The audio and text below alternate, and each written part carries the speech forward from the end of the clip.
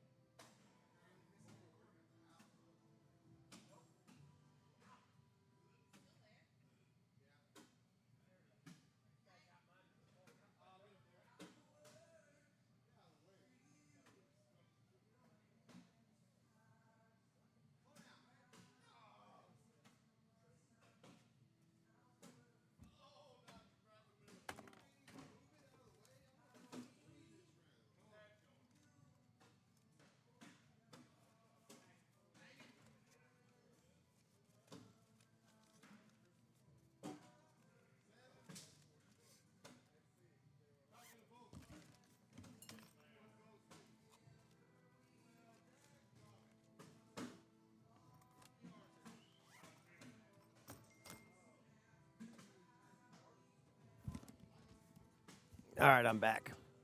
17-4. Wow. Panther and Rios making quick work of Mrs. D-Mac and J. Monty. Keep working, guys. Put the heat on these guys. Alfonso's going to be left. Probably a dead bag. Let's see what Mrs. D-Mac can do. That sails off. Let's see if Rios wants to take a shot at inching this closer. Little quarter turn. He does just that. Gets it to turn a bit closer. He's got a shot at it if he wants to take a. He's got 2 bags left, so let's see what he can do here. That one a little too strong, so now he's probably just going to get his 7. Put it in for your safe 7.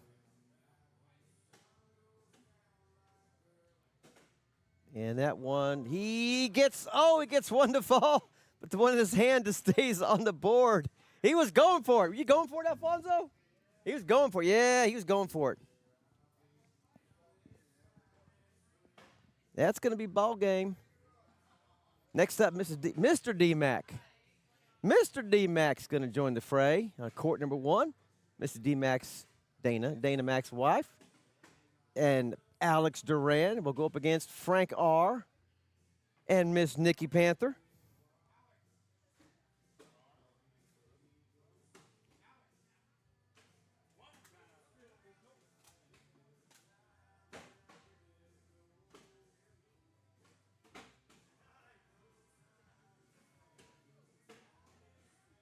Rios doing 8.33 in that round.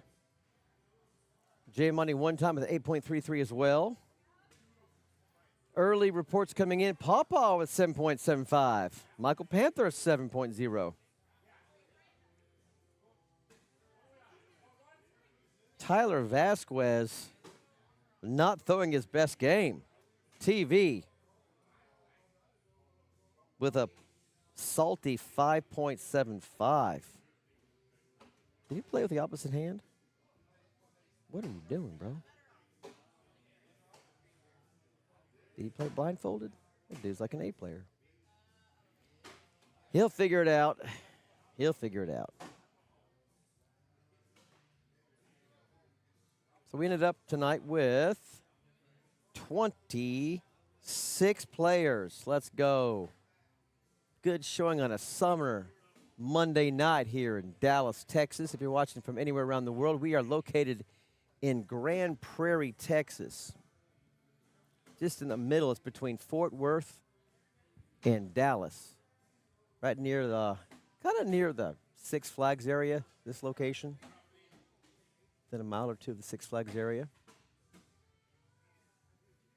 The best place to play in the DFW area, in my opinion. You got 16, 17 courts on AstroTurf. This court here has got more of that kind of a, what do you even call it, like a professional tiled flooring. A little more souped up court. But the other ones are real nice AstroTurf. Looks like a football field. He's got them all lined up.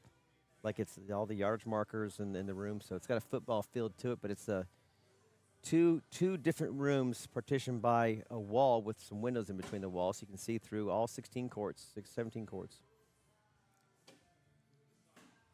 Friendly place, plenty of room to play, practice. Cool people, chill people. We love Raymond Vasquez and Jacob Adame. They run the show here. They own this shop, this operation. Glad they host us every Monday night here at Kinfolk. Tomorrow night, join them for the Texas Cornhole show as well. We'll be right back in action. I'll be playing there tomorrow night for John Starzyskins, Triple Proposkis. John and Grant Upchurch run that game on Tuesday night. I think they got this qualifier thing going on, so I'll come tomorrow and just figure it out. So it's kind of a multi-week qualifier for something later at the end of the summer. So be sure to come out to that tomorrow night, the Texas Cornhole Show's qualifier. In fact, let's look it up right now. I'm curious to see what it is. It is called the Texas Cornhole Showdown Qualifier. That's what it is. It's qualifying event number 2 of 12. Wow. The top 4 teams will qualify for the Showdown finale on August 24th. It is a Switch Holio format.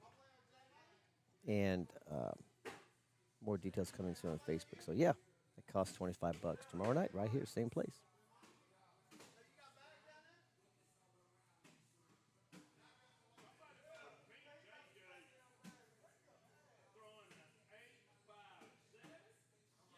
Preston Peacock with a 10.71 after his first game.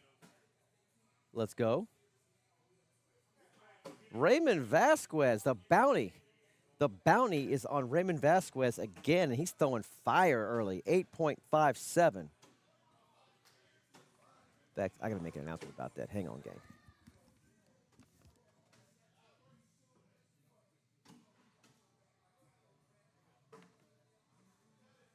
Bounty alert, bounty alert, bounty alert.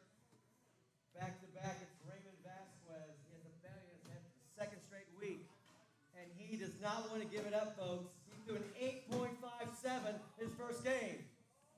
Raymond ain't messing around. He's going to go for the three. He's going to go back to back to back tonight. Throwing some early fire. He likes that bounty pressure. That's the guy. We're going to take him out. Somebody take him out in brackets tonight. What's your bounty?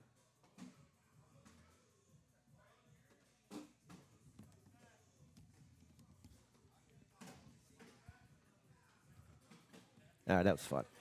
We like to have fun here at the Texas Cornhole Show. Or I should say the Kinfolk Switch Texas Cornhole Show tomorrow night.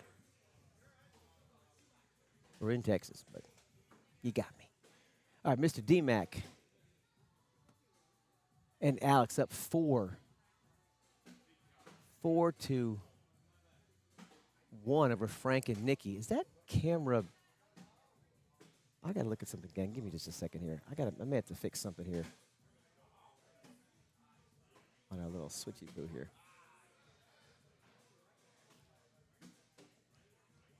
Trying to get this image, which literally half and half.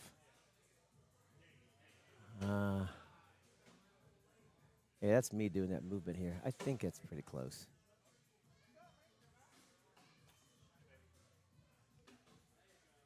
Four to three. Let's look at some game strat now. Let's watch this game. Nikki Panther. I'm gonna give it a shot here in the regular division. She had to sign up for the beginner switch, but she can throw. It pours that one in. We had 3 sign up for the beginner switch, so we moved them over to the big switch. But we get 4 or 5 players. We'll probably do obviously 4, 6, or 8. We can run a nice little beginner switch here on the other courts on Monday nights at Kinfolk here. We'd love to have new players show up and play and grow the game. So D-Mac pours that one in. Nikki sails it right in the hole. Mr. D-Mac follows in. Good round. Good job, guys. Let's go. 9-9. If she's throwing 9s, if you're throwing 9s, you don't need to be in no beginner switch, young lady. I'm giving her grief. All right. 4-3. Here comes Frank, the orange shirt. Not his best effort. Alex finds the middle. There you go, Frank. Straighten things out there. Kind of blocked himself. Let's see what Alex can do here. He snuffed himself out. And it's a nice little bully, a little bit of a bully, right in front, a blocker bully. And Alex is going to sit right in front, just take the wash in the 2/4 bags.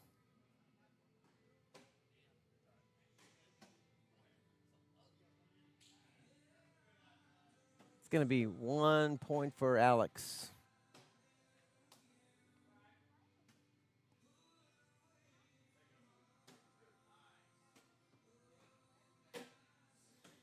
All right, talk to me in the stream, guys. Let's get the stream going. Chat with me. What's going on in the stream? Let's go to YouTube. See what y'all are doing on the YouTubes.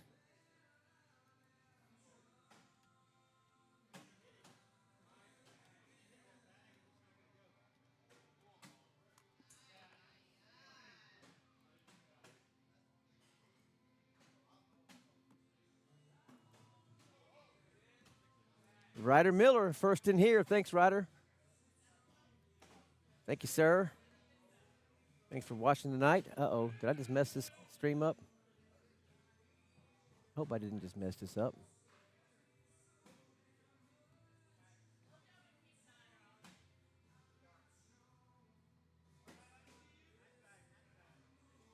Guess I'm okay. Thought I hit the wrong button. Guess we're still good. We're still good.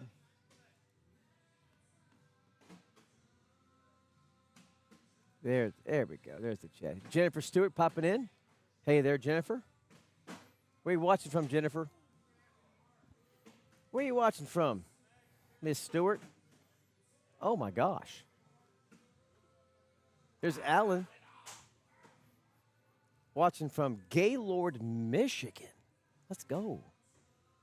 Working that monster 48-hour shift on an ambulance. I hats off to you, sir. That's incredible. How do you work 48 hours? I mean, there's this thing called sleep that humans do.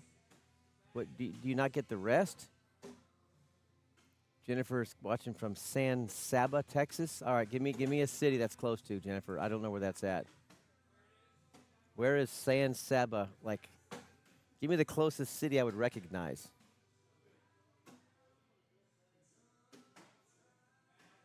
Meanwhile, 12-3, Mr. DMAC and Alex stretching their lead. Oh, good bag from DMAC. Can he collect it? He's going to go slick, I think. Yep, stay back sticky. Does he power through it? He gets them all, as well as Nikki's bag. Good bag. Nikki's last. Will she finish up? She does. Is that a wash, boys? 10-10 wash. Alan, EMS, earn money sleeping. I got you. Nice. Brownwood. Okay. You're down there. Or is that Brownsville? I know Brownsville's down south. Brownwood.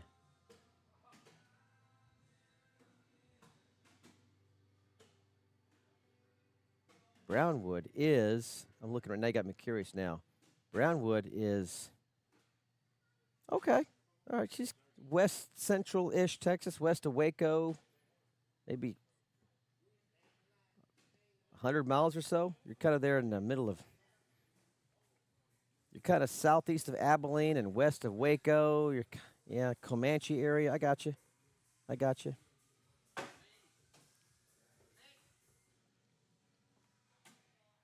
15-5. That bag's a point, but you can't collect that. Nikki misses badly. DMAC, he's got two hanging around the hole. Nikki's off the mark a little bit. Can get that one in there. He's got three airmail. His partner needs to tell him to shoot it. Tell him to shoot it. Tell him to shoot it, Alex. Shoot it. Coming up high. Oh, he gets one to sneak in. No guts. Come on, Mr. DMAC. Shoot that.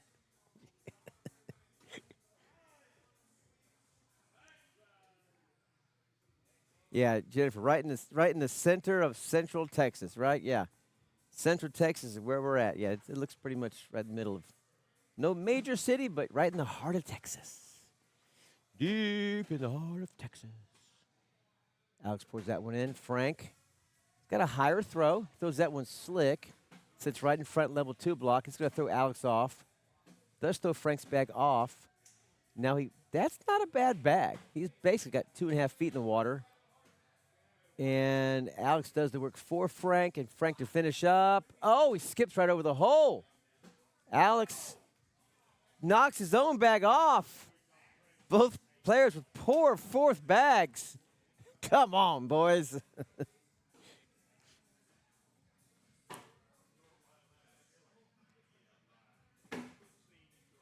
So Jennifer and Alan and Ryder, you guys got any friends or family that you are interested in watching tonight's switch of these 26 players? Or are you just cornhole degenerates like a lot of us are? Or what's got you watching this tonight? I'm curious to know. Let me know in the chat. Britt. What's up, Britt? Is it Visage or Visage? I don't know how to say your last name.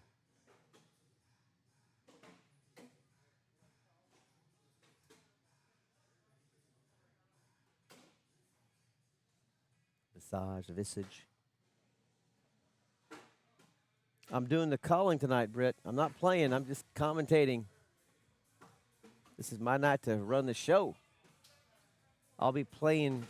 Me and my partner Rick Ellis is the Fire of Fire and Ice. We kind of rotate who plays and who does commentating. So, Visage. That game's over. Mr. D-Mac and Alex take care of business. Mr. D-Mac right back up again. He's going to be partnering with Frank. So 2 of the 4 players will stay on the court and bring on Paw Paw. Come on, Paw Paw. You up, Paw Paw? Paw Paw's on the live stream. Bound to be fun here, along with his partner, going to be Tyler Clark.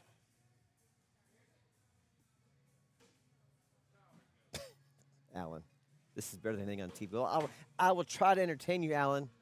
I will try to entertain you than TV here in the Cornhole Journeys AJ Sports broadcast feed of Cornhole. Jennifer says, just enjoy watching, trying to play more in your area. We played Twin Peaks on Saturday and then moved over to Flatbaggers. I was at Twin Peaks Saturday. Did we play against each other? I know one thing, it was hot on that pavement.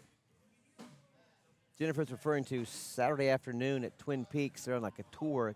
Kinfolk is doing a tour of Twin Peaks restaurants around the area, playing out in the parking lot. They kind of carve off some space in the parking lot, and we set up about, maybe 9 or 10 courts. And it was just broiling out there. But it was fun. We had a good turnout, like 60-some players. I hadn't played in like a week and a half, so I wet the bed. Made a lower bracket, then made a little run, so almost got in the money. But, yeah, Jennifer, that was a fun night. I know. It was hot. We didn't, but you played against my husband, Paul. I do remember Paul Stewart. Yes, I remember playing against Paul. Good player. He's a good player. You tell him I said I respect his game. He's a good player. I think we had to come from behind to beat them, if I remember right. I don't remember. They kind of all ran together in some of those games. Well, Jennifer, I'm glad you're watching from the center of Texas, the heart of Texas. If you're ever here to Monday night, come on out and play up here. This is a great spot to come out and check out Cornhole. You too, Britt. Come out here Monday night and play some Cornhole at AJ Sports. You can find the address on the Scoreholio app. Just download Scoreholio. You'll see the graphic next to the top of the screen. The red and blue Scoreholio. Just find that app on your app store, download it, make an account, and for anyone listening, and that will give you access, and type in the zip code, those directions how to do that. Type in the area that you're in, and you can scroll through upcoming events, and you'll find Kinfolk Switch, Monday Night Kinfolk Switch with Fire and Ice. Just register. Come on out, and they'll give you the link there. Once you do that, you'll see the link to the maps or Google Maps to get to the location here. Real close. We're off of Abrams and 161. Abrams Street and 161, which is Bush Highway, Bush Tollway. So right kind of the middle of Grand Prairie-ish area. All right, we got Mr. Paw Paw Airy with his flashy orange, yellow, gray, black jersey. He's got BG, the Bag Gods, Tyler Clark.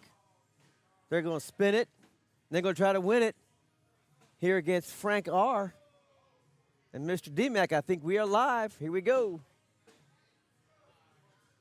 Oh, you were there last Tuesday.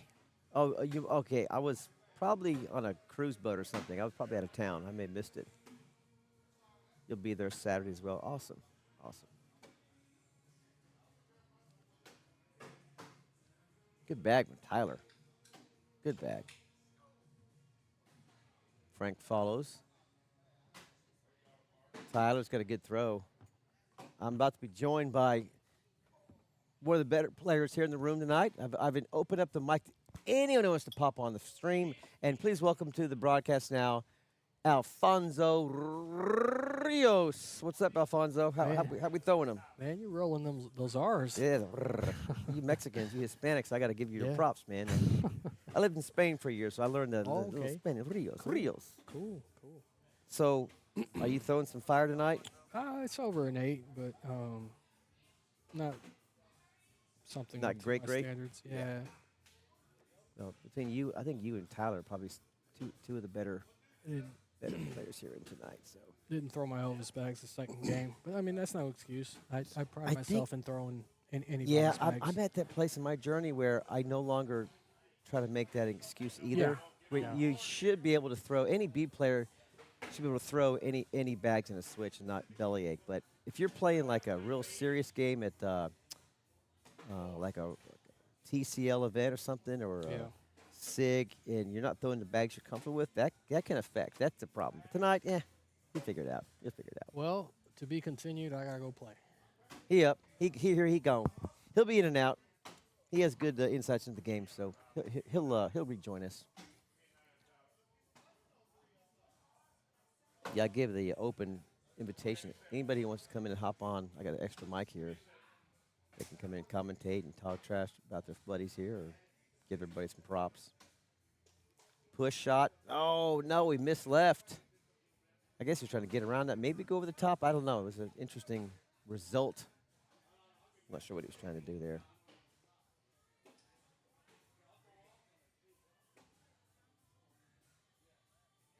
Four zero. D-Mac lets that one fly off the back and waste it. Let's see if Pawpaw can capitalize. He's on, but it's dead. Mr. D-Mac pours it in. All right, something for D-Mac to look at. Okay, that's going to help out Pawpaw. Just stock shot, pour it in. A little short there. He can still get this one. He can still get it. D-Mac might help him, though. He did help him. And that was going to miss. It's going to be a 4-4 or 4-1. I think it might be a wash there. It might be a wash.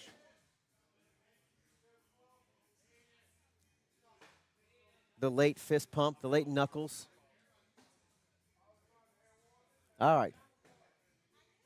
Mr. Orange Man, Mr. Longhorn, UT Longhorn boy here. Oh, what a perfect block. Level 1.5, right in front. Going to give Tyler fits. There you go. Now, can he capitalize and collect this? No, he ends up hurting himself. Now, advantage Tyler. Sits right behind a good back block. Now this round gets interesting. Frank, stacks on top. I think he's got two bags peeking over the hole here. I think they're both going to go with some nudging. Tyler may want to sit in front of that. Oh, what just happened? I got three bags, 3/4 of the way down the hole. Vibrations should get them all in there. He does hit the top of all the bags, but the bag in his hand goes off the back. So right now it's sitting at 6-4 for Frank. And make that 7-6. Tyler steals. If my math's right, I think that's 7-6. Interesting round there. All right. Let's see if Pawpaw can put some heat on D-Mac with the first bag block. Oh, that's probably out of play. It is now there. Pawpaw. In a groove here. There you go, Mr. D-Mac. Pawpaw can maybe step out if he wants to. He could shoot it. He's looking for help. Tyler says just go on in. Just go on in, and he does. Pours it in. Good back from Pawpaw. Oh, and a little love from Mr. D-Mac. Let's go. D-Mac is not happy with that result. Gave 2 more points to Pawpaw. Picked up 2 more points, make it 4-3.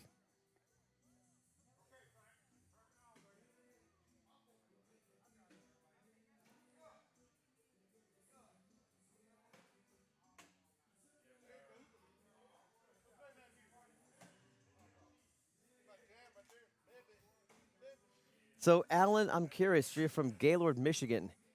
Do you play a lot of cornhole up there?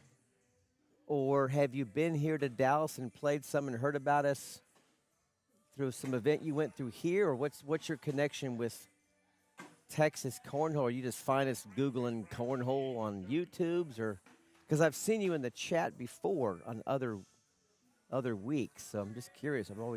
It's an interesting situation. I see someone from Gaylord, Michigan watching us from an ambulance.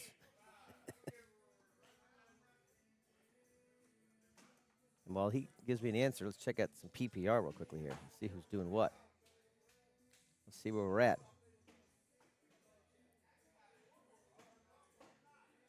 Most folks have played at least one. Some have got 2 games in. Right now, Preston Peacock just played 1 game, but still got that 10.71. Okay, so Alan says I play a bunch here. Okay, cool. Awesome. But how'd you find us online? I'm curious to know. How'd you find us online? I got to move this video over. I don't like what I'm seeing here. Looks like it's off a little bit. Let me do this. Make it a little bit more even.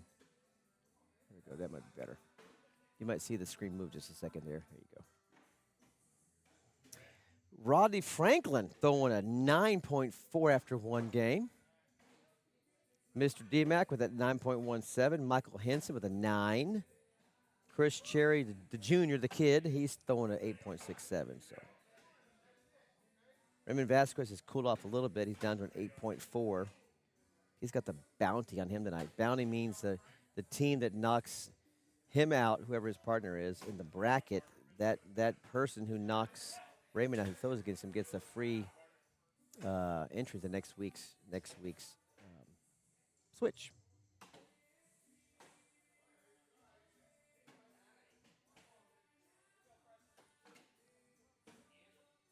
But let me correct that. Each of the team members of the team that knocks out Raymond gets $10 off. So it's a price. It's a full bounty. It's a full price of admission split in half. So 50% off for each player. But then the person who actually threw against Rodney has a bounty on him or her. A little clarification there.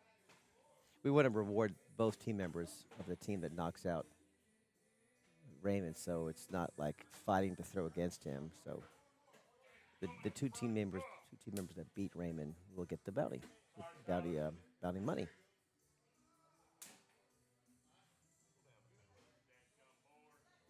PPR check for this game. Frank with an 8.4.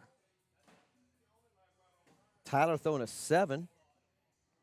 Paw throwing a 7, and Mr. DMAC throwing a 7. Alan, I've got some coaching from Grant Cool. I've got some bags from John. I watched the Texas Cornhole show on Tuesday nights. I heard about your show on Mondays. I'll be going for my senior pro ACO status in 20. Nice. So Monday nights, unless I'm playing, I'm watching your show, and then Tuesday I work every Tuesday. So, okay, cool. Nice. Yeah, Grant's a good coach. Grant knows Cornhole very well. Former ACL pro. A little story about Grant I like to tell when it comes up. Grant Upchurch went to high school at Midlothian High School with my daughter, Jenna Price, and my nephew, Lance Tipton. And so he's from my hometown here. And during the COVID time, my nephew, Lance, said, hey, man, this buddy of mine who plays cornhole is like he's an ACL pro, and he was playing at an event in Las Vegas with a mask on. It was during COVID, and he was winning the event in the final against Damon Dennis, went on to beat Damon Dennis. So Grant Upchurch, he's like at the time just fresh out of high school, winning an ACL like I don't know if it was an open or a national event, but he's a title holder. It's incredible. So a few months later, he was back in town, and he gave me and Lance and some other members of my family a little driveway lesson. I think my sons as well. A driveway lesson here in Midlothian, just, because we're like, teach us how you play this game, because we like this game, but we suck. So, of course, now he's gone on to bigger and better things. He made a move away from ACL, helping TCL grow, and of course he has the Center Cornhole brand, which is great. So,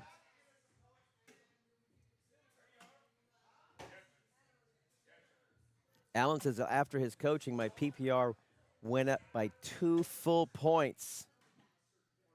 That's tough to do, bro. That's awesome. Although I will say that if you once you get into this game, if you're watching, you don't know what this game is really all about. It can be really embarrassing at first to know how bad you are when you've just been playing backyard cornhole. But once you commit mentally, like Alan did here, and you say, okay, I'm going to learn this game. Like, how do I play this game? And you commit yourself to practicing a lot every day or several times a week for an hour or two here, an hour or two there, maybe get some coaching like Alan did. Your game will get better really, really fast. Like 2 points, I can actually believe that. Now, as of now, his skill level, I'm sure, and mine as well, it's hard to go 2 more points up the food chain that quick. The degrees of improvement as the game is over here as Frank and DMAC take down Pop on Tyler. Oh, I'm wrong. Maybe the other way around. Was that a great comeback? What just happened? Oh my gosh. What just happened here? Hold that thought. Oh, yeah. Frank and DMAC did win it. Okay. It was 2013. That was a weird score.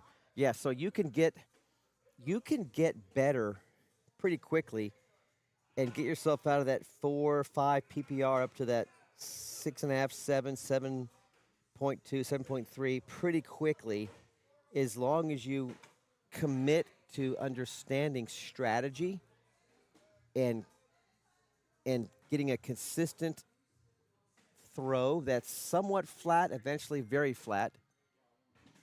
It's doable. So my hats off to you for committing to that challenge, Alan, of getting better. That's very commendable. And you found a good coach to do that. Just adjust the camera here for a minute here. We're waiting on some new players. We got Tyler Vasquez. We got Frank R again. That's 3 straight games that Frank's on the main stream. He just can't leave the court. The camera sometimes blurs in and out all by itself. Sorry about that, gang. It'll fix itself. He's going to throw against Chris Cherry Jr. and Glafiro. Don't know his game, so we'll see where he's at.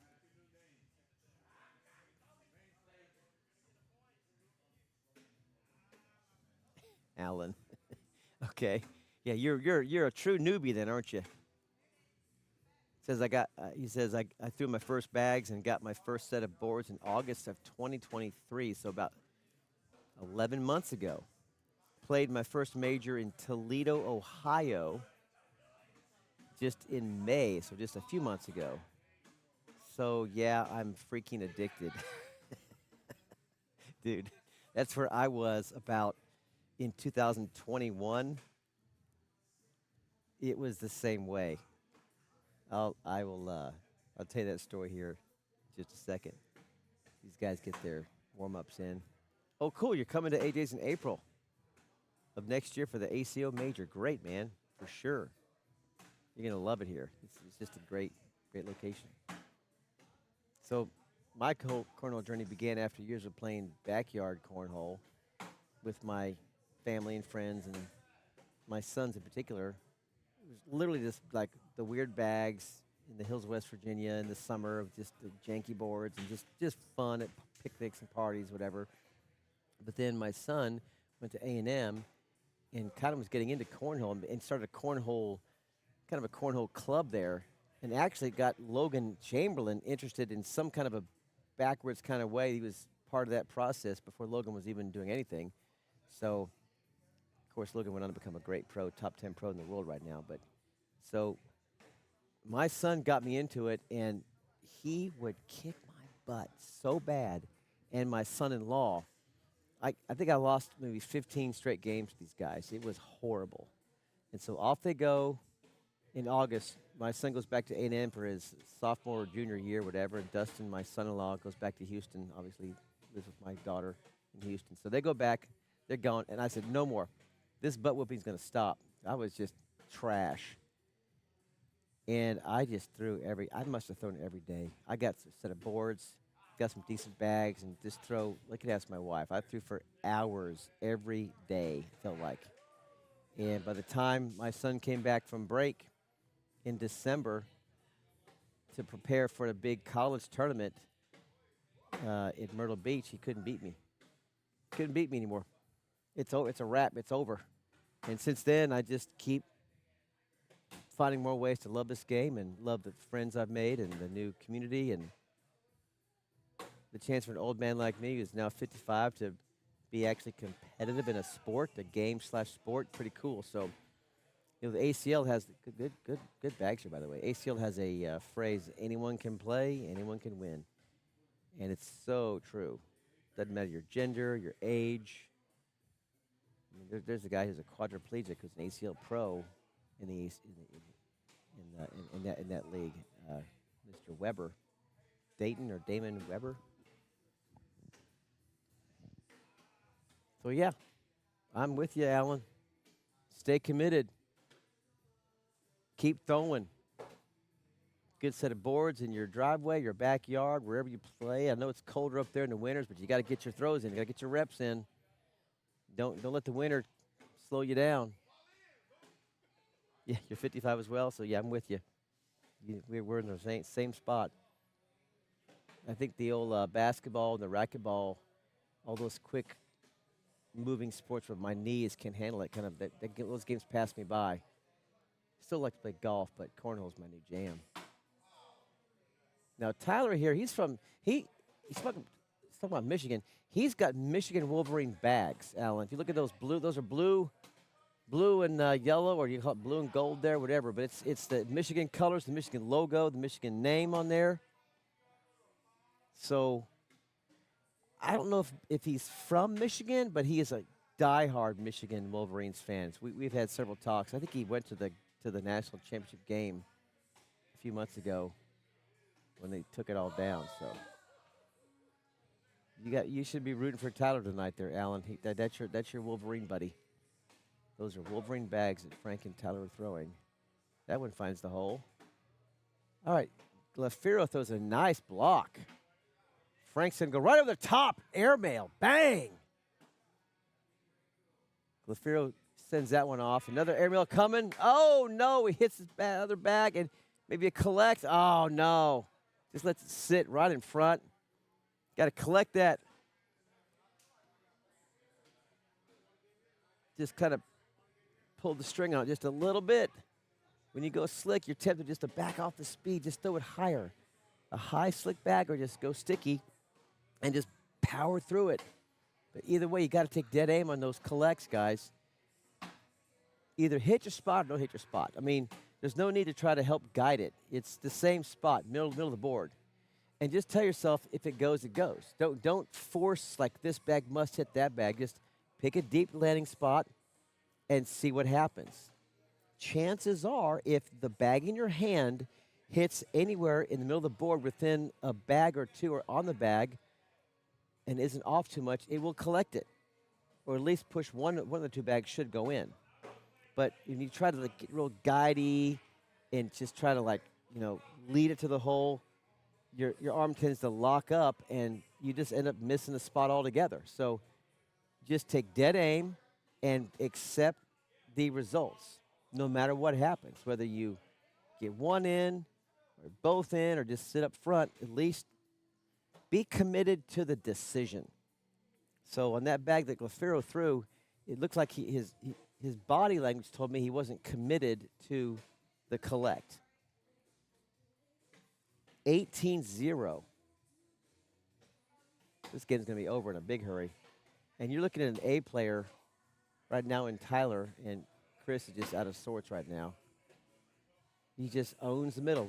Watch Tyler play. He just owns the middle. Just nice release, coming through hot. Boom.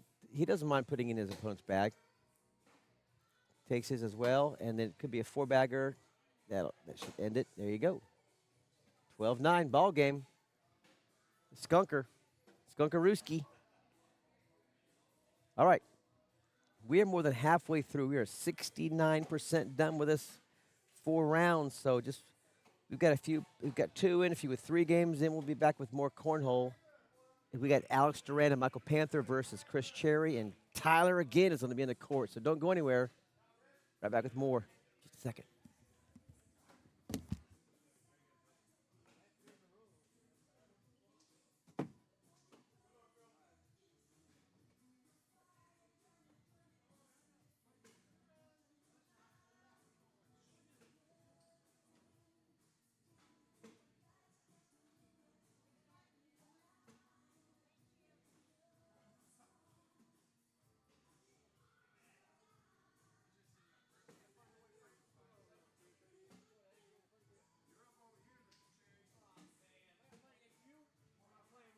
All right, your top 5 hot throwers right now. PPR check. Let's get some props or some targets. We got 5 top 5 players right now. Preston Peacock. We're gonna heat Preston. Let's go. Going to 9.5 right now. Ronnie Franklin has found out how to play cornhole. Going to 9.15. He could be a problem. Michael Henson with a 9.12. Let's go, Michael. And TV throwing them blue and yellow Michigan Wolverine bags. His normal self in the top 4 with 8.6. And Chris Cherry Jr. 8.44. There's your top 5 throwers right now. We are 70% done with this switch, so we're getting close to our halftime. Finish strong. Finish strong. Here we go.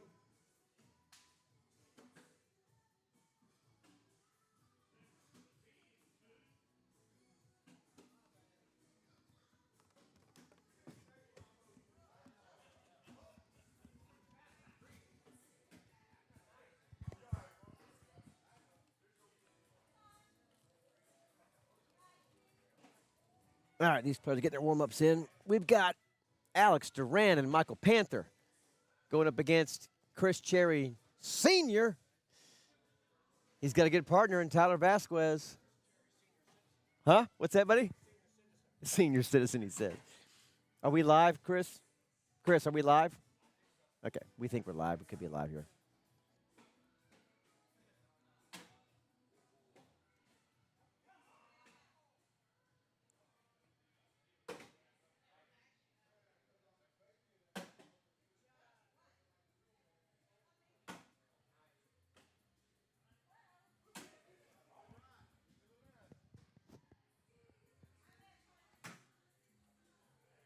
Oh, I think those were live. I see inputs. I see fingers hitting scoreboard, so I'm going to give 4 points to Tyler on that one.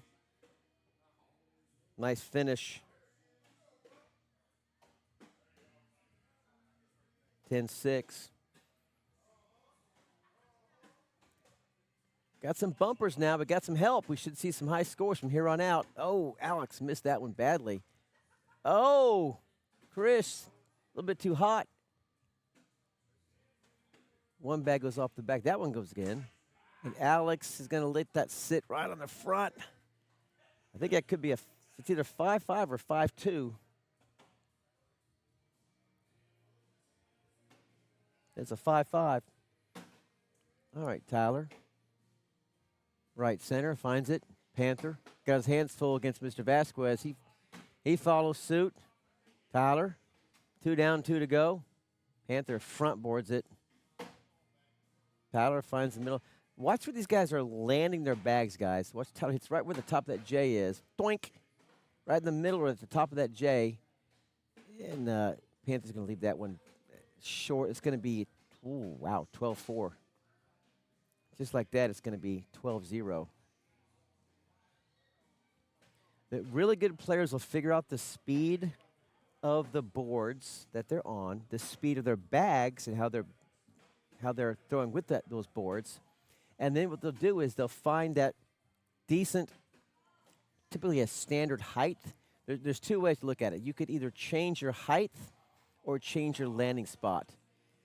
And so this is how I look at it anyway. So what Tyler's doing is Tyler has found the speed he likes with the bags in his hand, with the speed of these boards, and he's determined that just a normal stock height, because it appears he's not throwing too low or too high, and he's found a landing spot for the stock shot, meaning an open board. And it's going to be right about where that J, the top of that J is. Watch his bags again.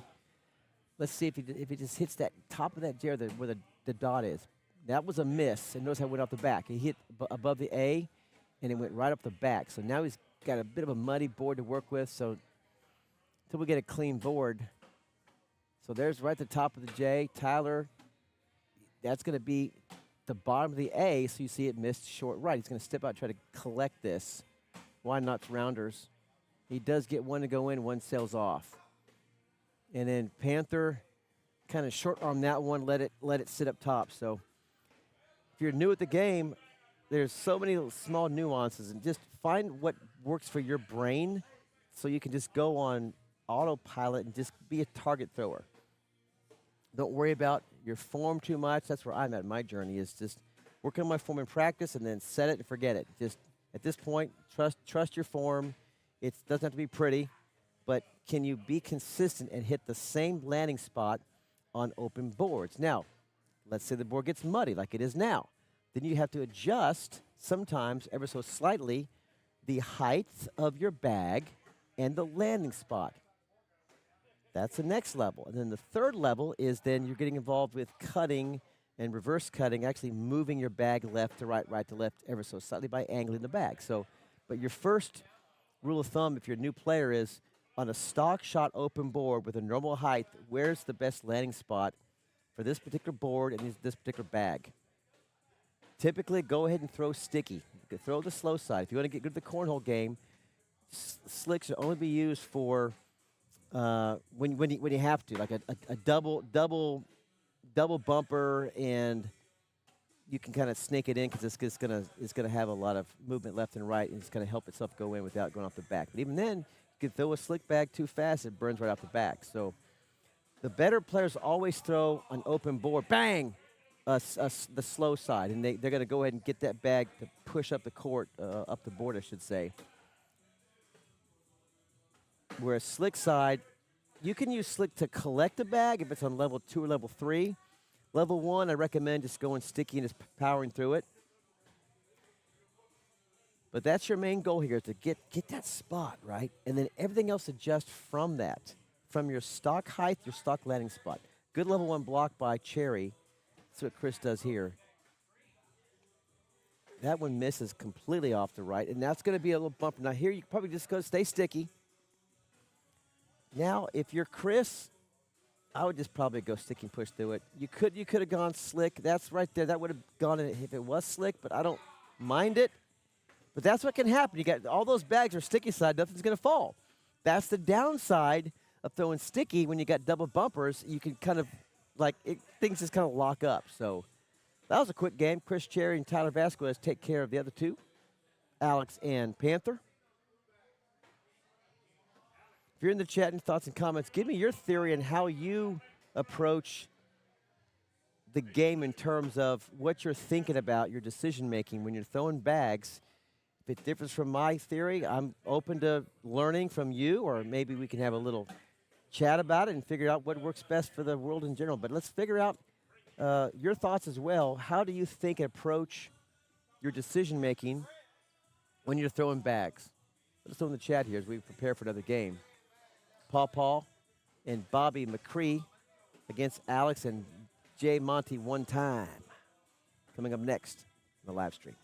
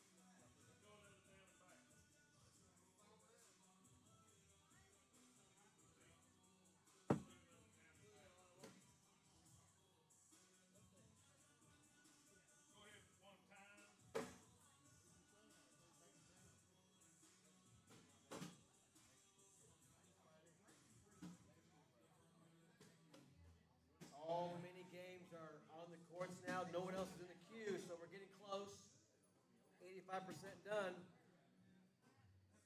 If you want to warm up for the halftime game, go practice on the other half of the AJ Sports courts for the four-bag. I call it four-bag survivors. Some call it the snake game, whatever. That's coming up soon. Your top five still Preston Peacock, Michael Henson, Tyler Vasquez, Roddy Franklin, and Chris still holding the top five spots in PPR world.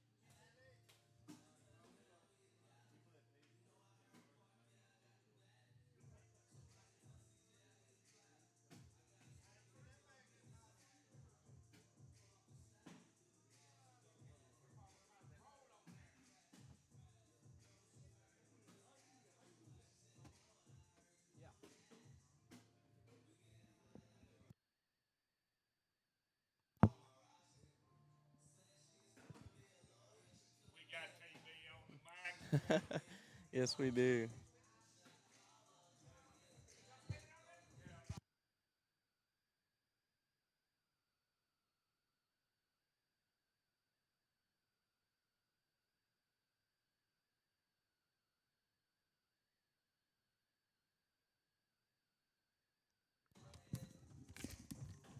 All right, Alan, if you're still watching from your ambulance in Michigan, I'm joined by Tyler Vasquez now. Uh, he is from Gaylord, Michigan. He's working Oh, wow. an 48 hours. I don't know what that means. A 48-hour shift, he said, on the ambulance. So Holy anyway, cow. he is getting into. He got coaching from Grant. He watches on Tuesday nights. He's going for ACL Pro status soon, and he just kind of like he watches the other shows. So That's he awesome. got some coaching from Grant. His people went up by 2 points, and now he's only been thrown in less than a year. He started the game like a year ago. So, but I don't know if you know where Gaylord, Michigan is. Do you know much about that? Maybe Alan's watching still. So Um, it sounds familiar, but I've never been there in Michigan. Um, I actually just got back from Michigan not too long ago, like a week ago, I think. I always got there for the last week of June, right before July. Um, and we have a campground out in Kalamazoo, oh, okay, so we usually got there for a week and do an early July 4th thing with a bunch of family up there for that's me. up there. So, Okay, but yeah, you've never lived up there, but you just no, you visit. I'm born and raised in Michigan. I lived there until I was 8 and then Oh, moved okay, here. okay. But, yeah, I have not been there, though.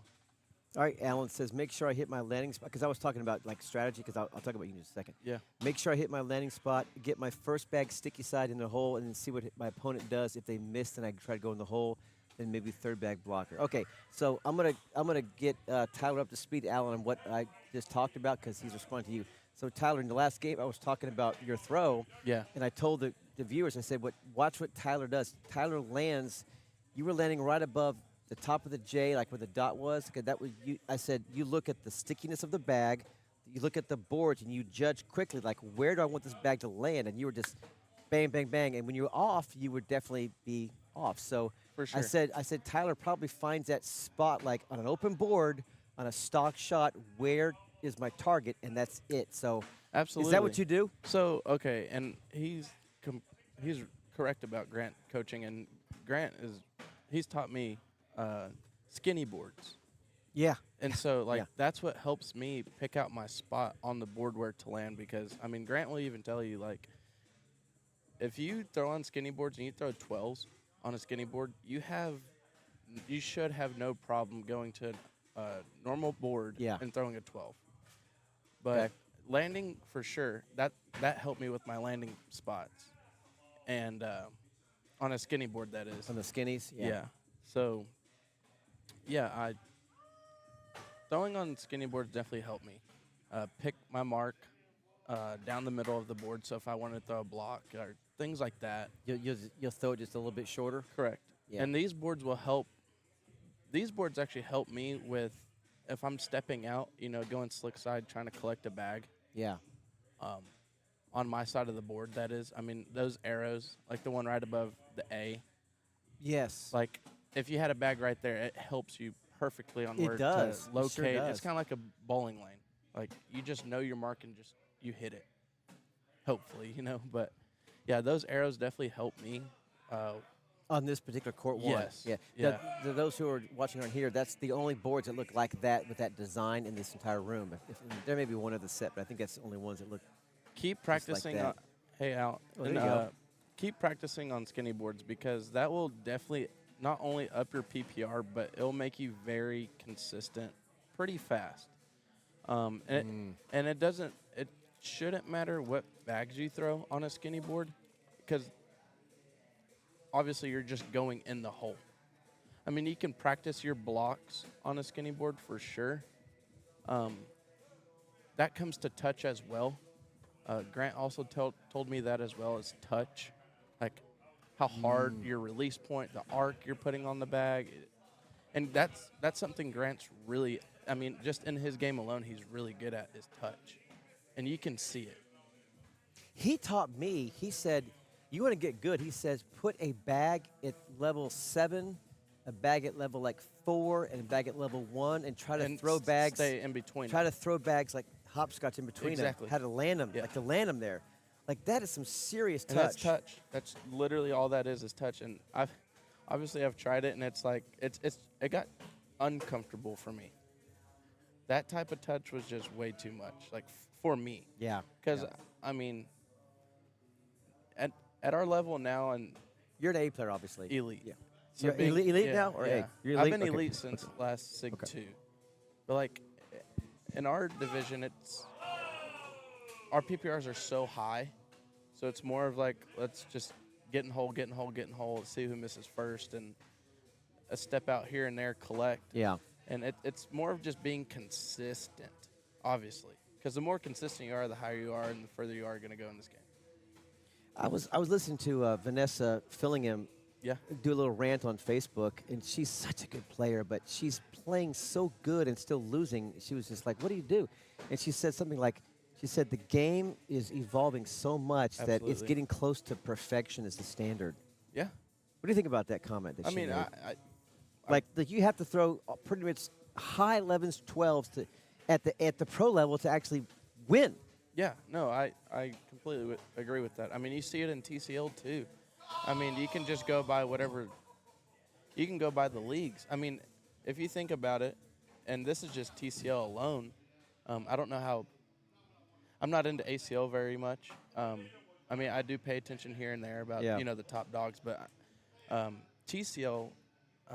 I mean, if you think about it, last year I believe at the end of the year there were like in between 60 and 70 elite players, right? Okay. Yeah. This bump that they just did, now there's 90. I saw there's more. So like that's just elite, right? I get it. I get it's 90, which is obviously not as much as your socials or your competitive and your advances. But still. And I mean, I think I can't remember. I didn't look at all the numbers for every division, but I mean that's just one alone. That's 30 plus, and not even 2.5 months. In one ranking system, yeah. Right. Every few months they release new rankings for those who aren't. And familiar like with TCL. it's mind blowing. It's like I was over at where was that? Flatbaggers one night, and my buddy I played baseball with for like 12 years growing up. We played select together, little league together. We went to the Little League World Series. I mean, we did a lot. He came up to the board, just some random guy. It's 6:30, so the tournament hasn't started yet. Yeah. And this guy comes up to me, and he's like, hey, you mind if I throw with you? I'm like, yeah, no problem. We throw all 4 down, and as we're walking, he's like looking at me. He's like, hey, what's up? And I was like, I don't know who you are, but, like, I'm just saying, hey, what's up? And as soon as I look up and I look over at him, I instantly knew who he was. Your buddy. Yeah. That was his first ever tournament. He's only been playing for 2 months. And he's constantly asking me about advice, constantly asking. And I'm like, what a small world, but that's quickly how this game's evolving. Yes. I mean, these random people just, I don't want to say random, but, like, you know what I'm saying? Just people you've never seen, and it's just growing and growing and growing and growing. You hadn't seen him since when? Like you What said, am I, 21? Little League-ish? Like World Series Little League, you're 10, 12 years old. Yeah, probably 13, 14. Oh, my gosh. Right But then you recognized. before 8th grade. Yeah. Probably was the last That's time. awesome. I'm like, what a small world, but It so is. cool. And I think to your point about baseball, if that kid keeps playing, young man now, he'll get good quick. Baseball players, golfers, So that was me. bowlers, That was those me. 3 sports, darts, horseshoes. That was me, This is exactly. your game. So I was a pitcher all throughout high school, freshman to senior year. And I take this game exactly like being a pitcher. That's how Austin Waskow got so good. That's exactly. He's a high school pitcher, same yeah, way. That's exactly how I think of this. I mean, obviously in baseball you have all your different throws you can throw as a pitcher. Yeah. Off speed, fastball, curveball, whatever. And I take that exactly into consideration with this game. My roll shot, my cut shot, my slick It's side like, push, almost like a my slider, airmail. curveball, fastball. Exactly. Fastball inside, fastball outside. Yeah, that's great. And you That's good. grip a ball, I'd say about 80% of the time with 3 fingers. Right here, baby. The thumb is always there, right? And then these guys right here, the index and your pointer So finger. I use those exact same 3 fingers to throw a cornhole bag. These are quiet back. Your last 2 fingers are quiet. Yep. I throw with my thumb, pointer, and middle finger. That is it. Now, starting out the game, I used my whole hand. I used all 4 at the bottom and thumb in the middle. Yeah. But you evolved to like, hey, Yeah. why not throw it like a baseball? Because I know Exactly. how to throw a baseball. Yeah. So when I started like first learning how to roll, I took like my pinky off and just used 3. So is my pointer, middle, and ring finger. Ring and my finger, thumb. yeah. Then, like as it just evolved and got more comfortable, You just lost I lost those 2. the ring finger, yeah.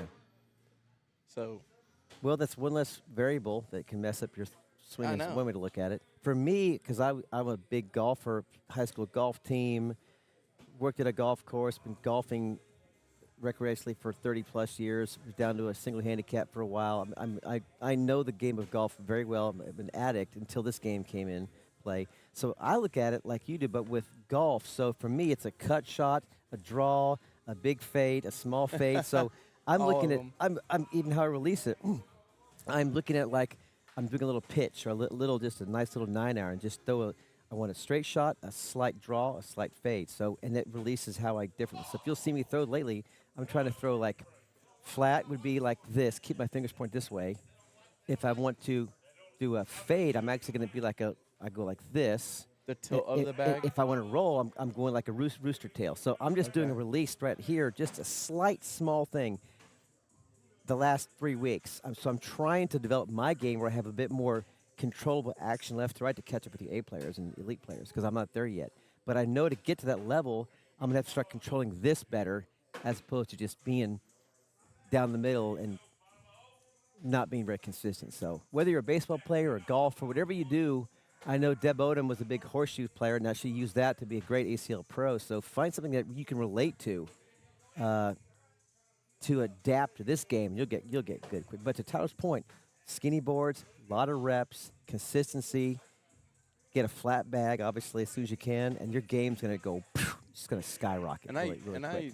I'm one to like go all in on something because after baseball was done, which unfortunately it didn't go the way I wanted and it ended in a bad way. But I'm so competitive, and being as young as I am, I'm not a gamer. I don't like to sit on my butt at the house. On the video games? I don't. Yeah, I you're just not, yeah. don't.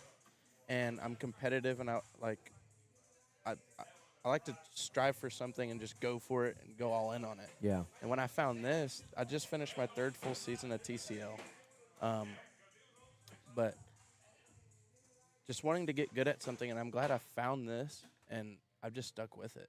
And You've I gotten couldn't be so happier. much better. The first time I played with you was I think was at some of those May Pro switches with Strike Zone, and you were good. You were like an early B player, but you've just gotten so much better. I appreciate it. Yeah, Oh, nice bag there. Nice bag. Oh, fight, fight, fight, fight. The thing about all you youngsters and 20 somethings is that old guys like me and Rick Ellis, like we ain't quitting. We, no, we, we, we get better slower, but we'll catch up. We'll you get there eventually. But I'm as like you are. I'm like I'm competitive, dude. Like I want to win. I want to play yeah, and get better. So we just get better slower than you younger guys. But we'll get there. We're committed. So that game's over, which means the rounders is just about over. Which means it's about time for you to get off the microphone and do our little four bag. yeah. I call it four bag survivor. You call it like a snake challenge or something like that. So I remember when you used to hate my first back block all the time. I don't mind it now. You're like, oh I my gosh, did hate TV, stop it. Stop or it, like, stop it. You'd get upset or like have to say something about Now it, I which just made like me laugh. just power through it, just push through it. And I've learned like you got to face the music, man. Just power through it. Right. All right, we're gonna hop off here. I think we're done. We're gonna go give away some money. So come back in about 15 minutes, gang. We'll have some more bracket action for you here on the Kinfolk Switch. Fire Nights.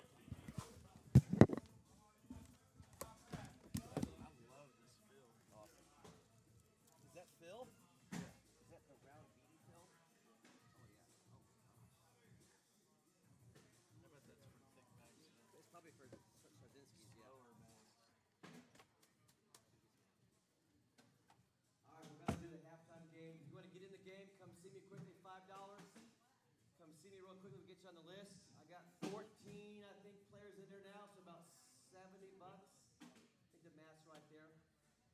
We're going to start at court number either 8 or 9. We're going to go down court 8 and come back 7, down 6, back 5. So we kind of rotate. And you're going to get 4 bags. Here's the rules. You get 4 bags. After that round, whatever bags are in the hole, go to the next round. So yes, you can collect, you can airmail drag your bags. Don't give up on a bag until the round's over. But when those bags are thrown, only bags in the hole go to the next board. So you may be doing 3 the next, maybe it's only put 2 in. So you got 2 bags until those 2 bags are dead. Go as far as you can go, and once you're there, we'll be making notes. And the player that gets 4 bags the furthest with at least 1 bag in the hole will get all whatever $70 or so.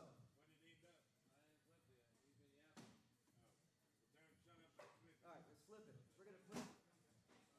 We're gonna go top middle or top random, bottom random. So what's gonna do it? Okay, yeah, flip it. Let's flip it. Here we go. We're gonna go random. So top random, bottom random. Top half will be randomized with the bottom half. All right, so let's go down to court 8, 9, and get ready for your 4 best bags that you think would go in the hole. So you may want to go slick. I don't know. You do what you got to do. You gonna hop in this game? Okay. Yes, I'll give you the order in just a second.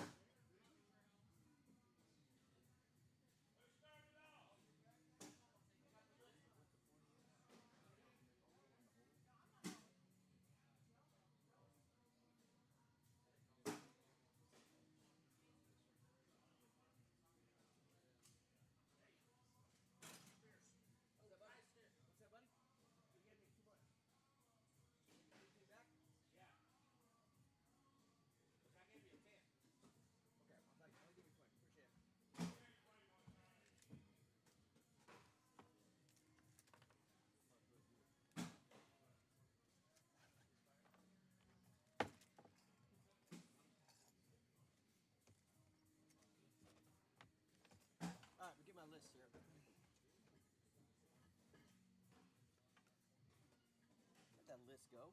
Darn it. Where'd my list at? Where's the list? Where's the list?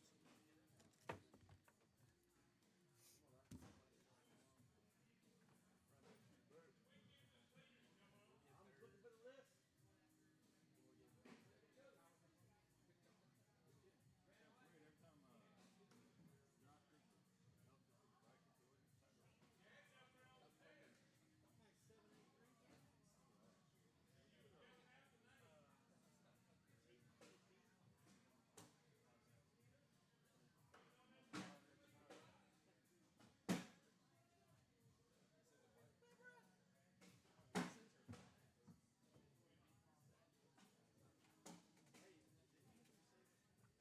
All right, here we go. All right, I got the list. Here we go. We're going to add one more. We're going to add Alex to the list. We got 16 players. 16 times 5 is 80. That's 80 bucks. 80 bucks. All right, here's the list. Paw first.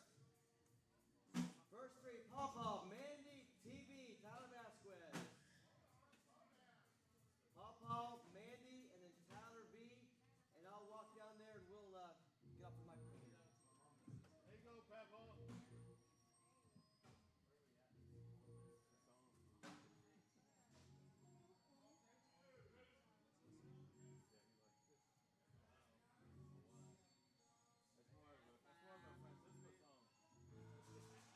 more of a Francisco song.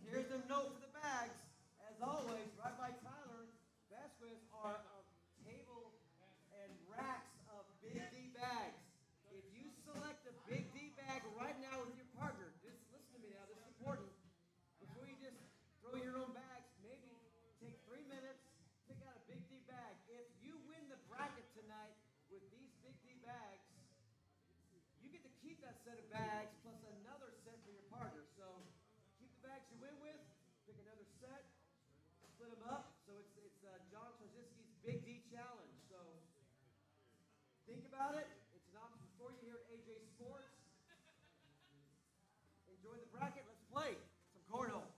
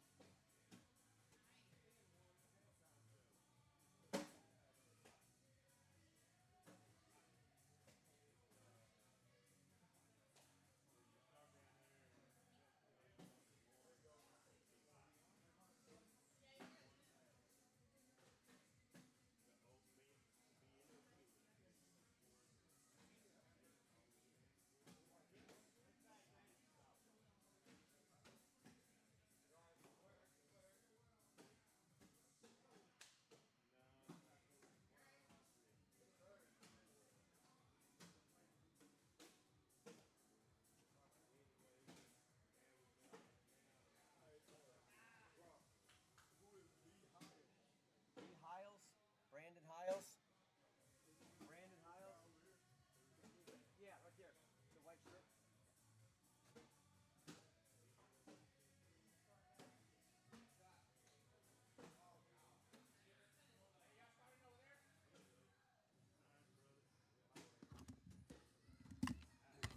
All right, we're back. This is round one of the bracket. Were those bags live, Tyler? Were those live? Okay. All right, we're going live there. That was 6-10. 4-0. Jay Monty one time and Tyler Clark. Early lead round one against Mr. D-Mac and Nikki Panther. All right, here we go.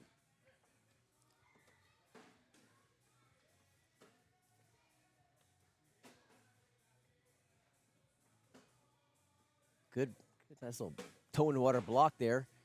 Oh, and she helps out Jay Monty. Another good little sit in front there. Something to look at. Nikki does not hit that spot where she wants to. Nice collect, easy collect from Jay Monty. See if Nick can get one in the hole here. 2 off to the right, 1 off. And that's a 4-bagger for Jay Monty and a good finish there. 5, that'd be 7.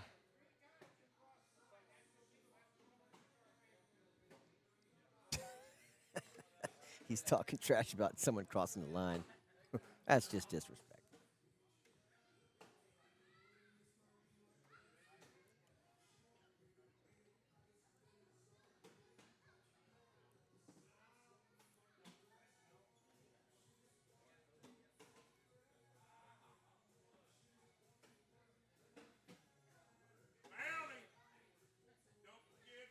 I know, we got a bounty. We got bounty.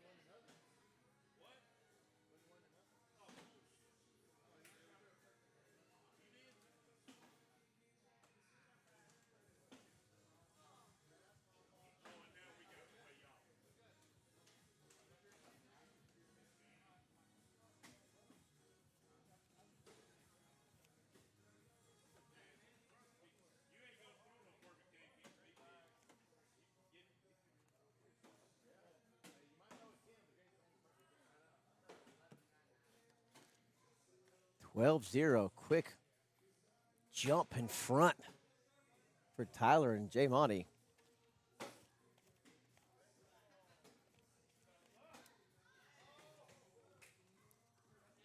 Let's see what Panther can do here. Can she get it? Can she get it? Oh.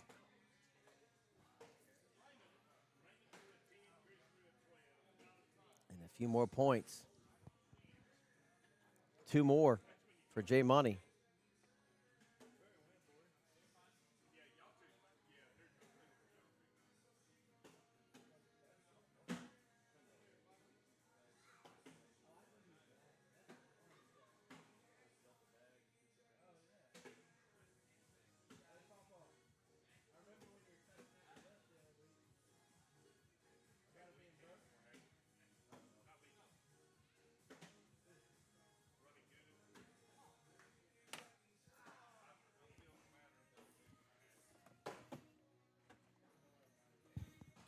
See what Tyler's got here. Oh, he sits right in front.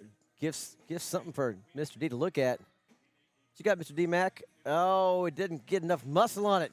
Get that cut shot working, sir. Get that cut shot working.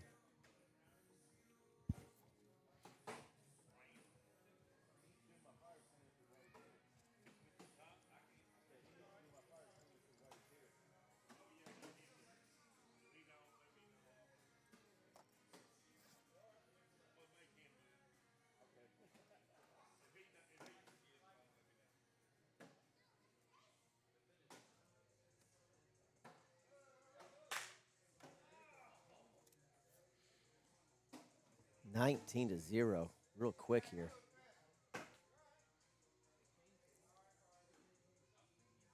Nikki sits right in front and, oh, forces a mistake. Forces a little mistake from Jay Monty.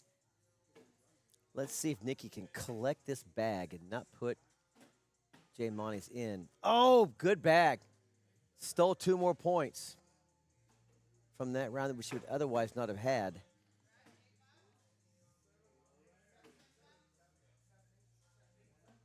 I think it's 8. Is that 8-7? I think they're on the board. I think they're on the board.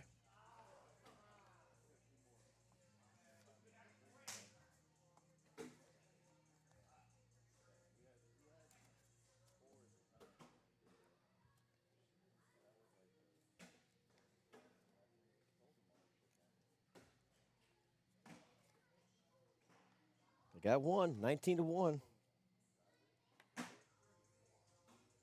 Tyler burns that one off the side. Mr. D-Mac taking dead aim now.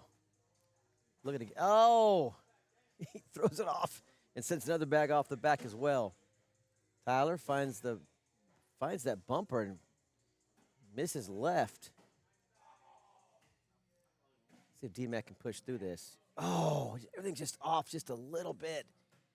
His direction was right. Tyler's going to try to squeeze around this. That'll do it, though. Ball game. As Tyler, and one time, take care of Mr. D-Mac and Nicky Panther on court number 1. All right. Let's take a look at our bracket to see who is partnering up with Raymond Vasquez.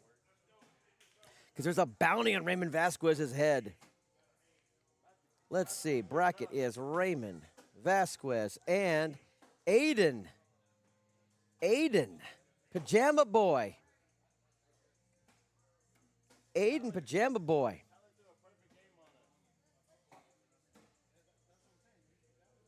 Is partnering with Raymond Vasquez. And they just lost big time to Tyler and Chris Cherry. So we have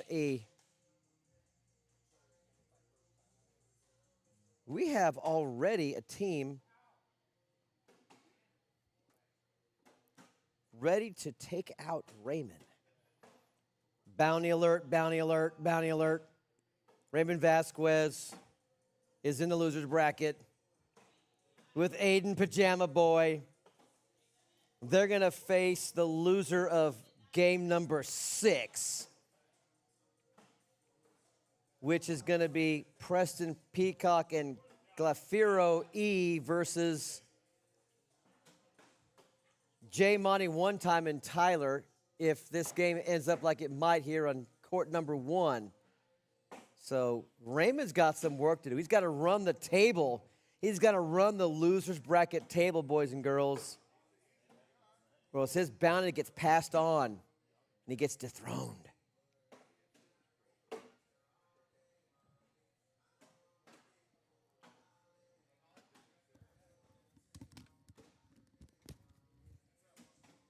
So I thought that game was over. I think they did too, but the game is not over. It's 20-1. But it's looking like that. There he goes. There's the knuckles. Now that's it. All right, be right back.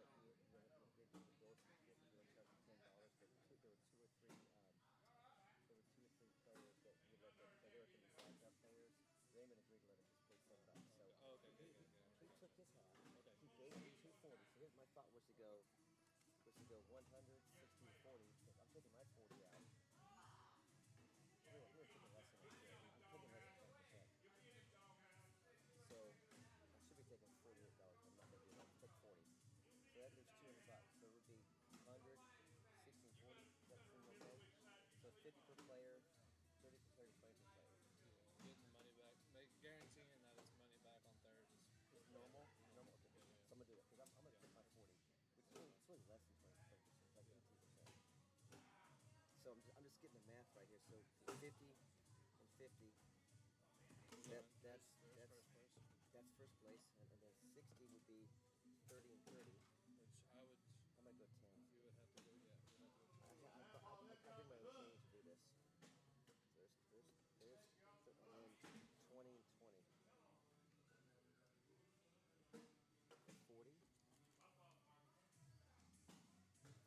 60. 100. Yep, okay, we're good. I'll put it in clips. We're good to go. That's my money there. Third, second, first. That seems fair.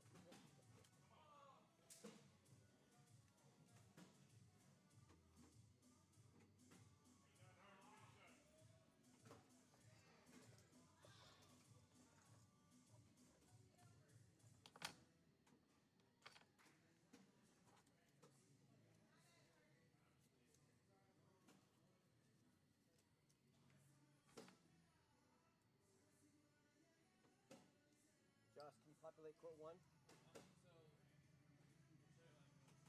Okay. Right now, if we populate court 1 now, because this game's already just started, and it's already in this half, like this section. If I started that one when these are right on the end, then we won't have a bunch of more sitting. Does that make sense? So we'll have 1, 2, 3, 4 games going if I go ahead and push this, wait for this to go. So they're almost at the same time, so when one finishes, we should go right into another one. Otherwise, So it's just waiting now to get that court going. and then it'll allow us to go many games without stopping. Okay.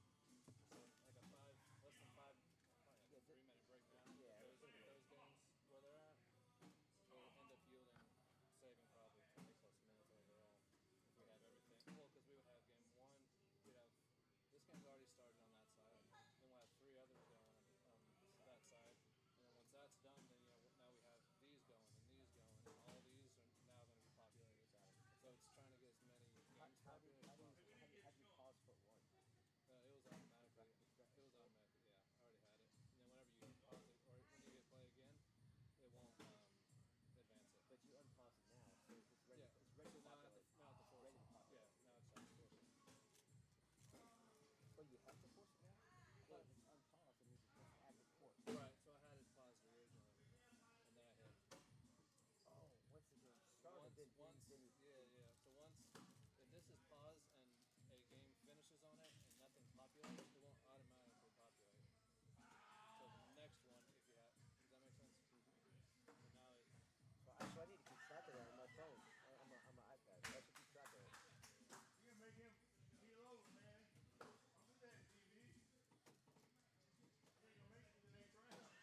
I'm gonna pause 3 and 4 Get him out of here on the stretcher. Pausing 3. because I want to space it out. Yeah. So That makes sense now. now we can space it all out. So now it's So next. what by doing that game continues, but no longer will a new game will not go Yeah. until you unpause it. Yeah. So nothing will go on 3. Okay. Once the game finish up. Then we'll populate that game on court 1, and then we'll go from there. Sleep out with the dog. Yeah, so we just need court 3 and court 4 to do something. Oh, you ain't already. Both almost done. Now, that one's off the side.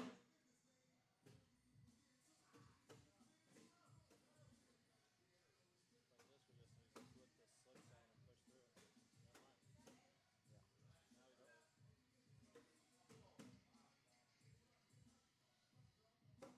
Oh. Shoot it! Shoot it! Oh. Oh man.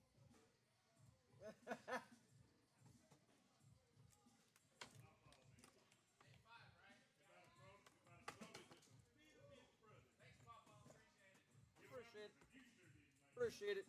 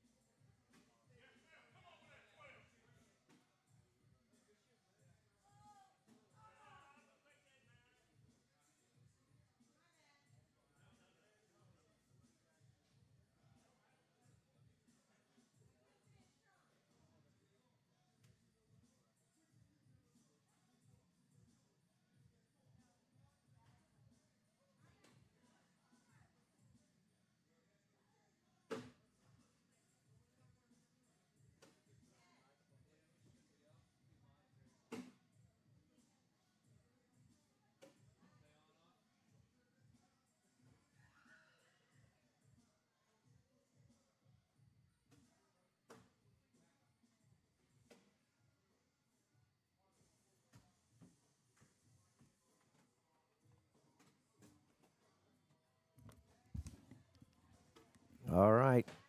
We got back some live action here in court number 1. We got Michael Panther and Josh Watley versus Frank R. and Bobby McCree. Bobby M. Our halftime game ended with Pawpaw. Joel Airy won the 4-bag survivor. He made it from court, I guess they began at court 8, then went 7, 6, 5, 4, 3. He threw at least one bag in. He got to the last bag, bag 3, or I should say court 3. He bagged his remaining bag, and court 2 he missed. So he was the first guy to go. He made it through court 3. And in fact, he made it like the last 3 or 4 rounds was just one bag. He just was running it. Just one bag go, one bag go, one bag go. Snaked up 6, 5, 4, 3. And then the closest person after that was court 4 by TV, Tyler Vasquez. Everybody else was dipping out after like just a couple of courts. So congratulations, Joel. Airy Pawpaw picked up a clean, I think it was $80.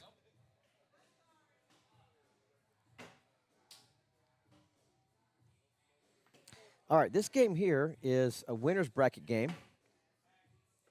This is the 12th seed and the 13th seed. Let's take a look at some of the PPR issues and see who should win this game.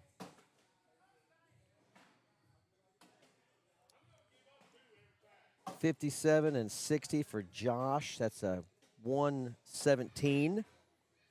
Frank and Bobby, they're at 56 and 45. That's going to be 101. So, on paper, it should be Michael and Josh. But you never know. You got to play the game. Find out. Who do you got in the chat? You got the favorites, Josh Watley and Panther. You're going to go with the underdogs with Frank and Bobby. Let me know in the chat who you got. I think these bags are live. Frank sends that one off. And it's left, right, left, Army, Cornhole. Josh off the left, Frank off to the right. Both now throw some dead bags. Frank finally sneaks one in. Time to collect. Spins it around slick side, but stays on the board. Frank almost trips. Josh gets to collect. Get that 7-5, I think, or 7-2. Not a good start, but a good finish. It's going to be 2 points. It was 7-5. All right, first bags for, we got Knuckles. We got first bags here for Mr. Bobby and Mr. Panther. Solid throw from Michael. Bobby. Oh, that bag just like stopped and went off after a hesitation. Just tormenting Bobby. That's going to be helping out Mr. Panther here. A little wider hole, and Panther does not capitalize. Oh, and Bobby gives up 2 more by knocking Panther's bag in. I think that's a 10-5 spot. That is going to be 10-5, and just like that, 7-0. First bag for Josh. A little too strong. Frank drips that one in. Josh going front to back. Pick a spot. Let's choose the board. There we go. He's found it. Oh, and Frank got a weird kick there. Chance to get, oh, a nice block, though. Let's see if Frank can get around it. Can he sneak around it?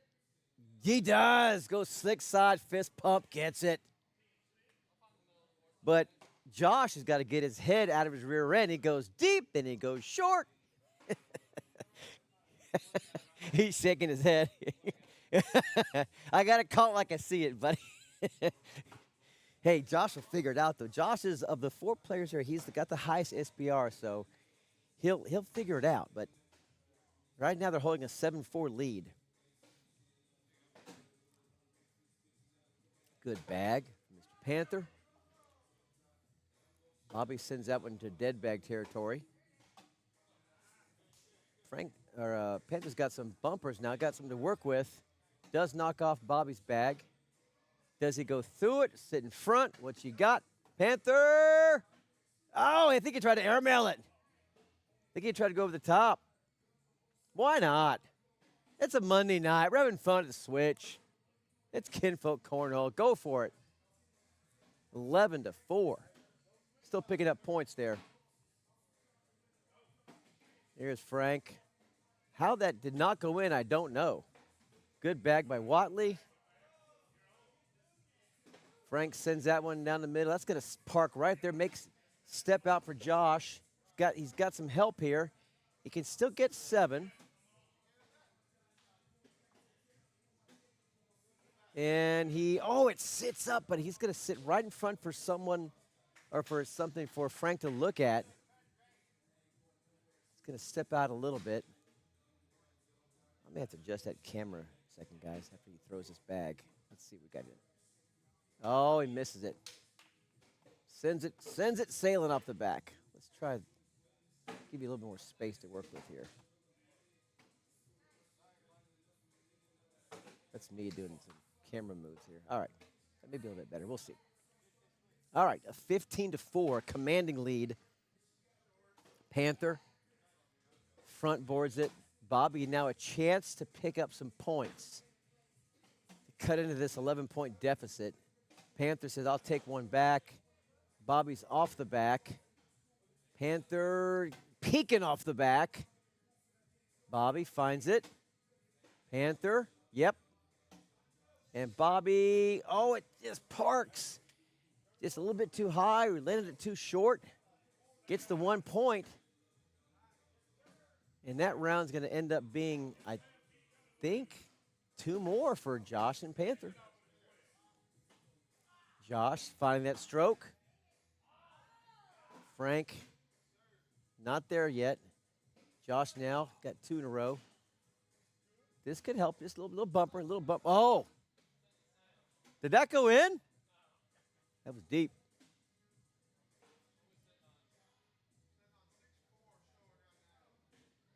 For 9. This is for 9. This could be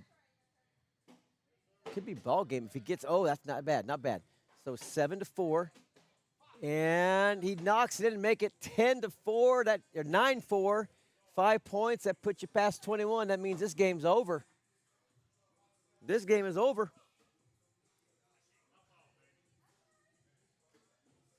All right. Doing let's do a bounty watch. It's going to be Raymond Vasquez, who's at stake here. He's the bounty holder. His partner's Aiden Pajama Boy. They're about to play the loser of a game that's going to be probably going the way where we're going to see Preston Peacock and Glafiro E. They're about to lose that game. They're going to be set in the loser's bracket with a chance then to knock out Raymond. Let me ask Josh a quick question here. Hey, Josh, can you bump real quickly for me? Can you bump this game to the stream?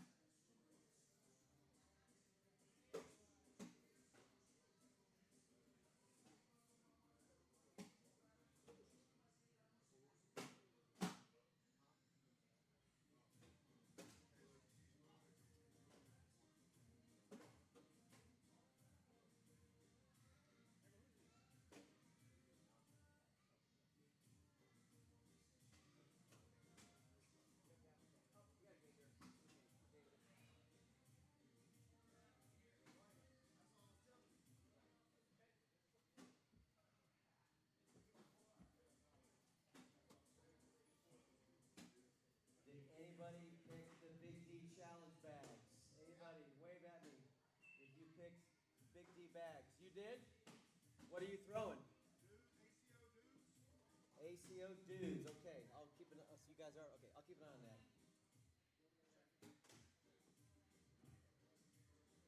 You use anything like this? The Bonnies? ACO Bonnies? Still in the bracket? Still alive? Okay. Who's your partner? Jay Monty? All right, so we have two sets of, or two teams. The team you're looking at now warm up, doing the Big D Challenge. Oh, and they're playing against the other team. Oh, both teams on the stream are doing the Big D Challenge. The Bonnies versus the Dudes, right? We got the Bonnies for Tyler Clark and Jay Monty, and the Dudes for Josh Watley and Michael Panther. All right, let's go.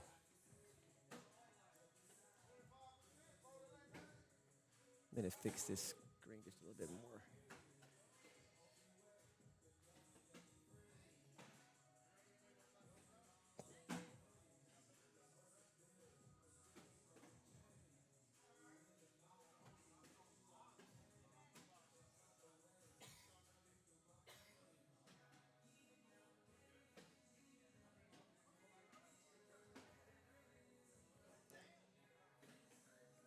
A little bit of a technical work here. Get this a bit more cleaner. Not sure I'm doing a good job of it, but whatever. Okay, all right. All right. We're getting to the bracket here. Let's go, Dudes. Alan Ballard. Okay, so the Dudes are being thrown by Mr. Apex Cornhole there, the purple jersey. That's Michael Panther. And Josh Watley are throwing the Dudes. If any of these two teams wins the bracket, they get to keep their bags, and their partner gets to pick another set of bags. So between the two of them, they get two sets of bags to stay home. James says, let's go, Jay Monty. James Bork.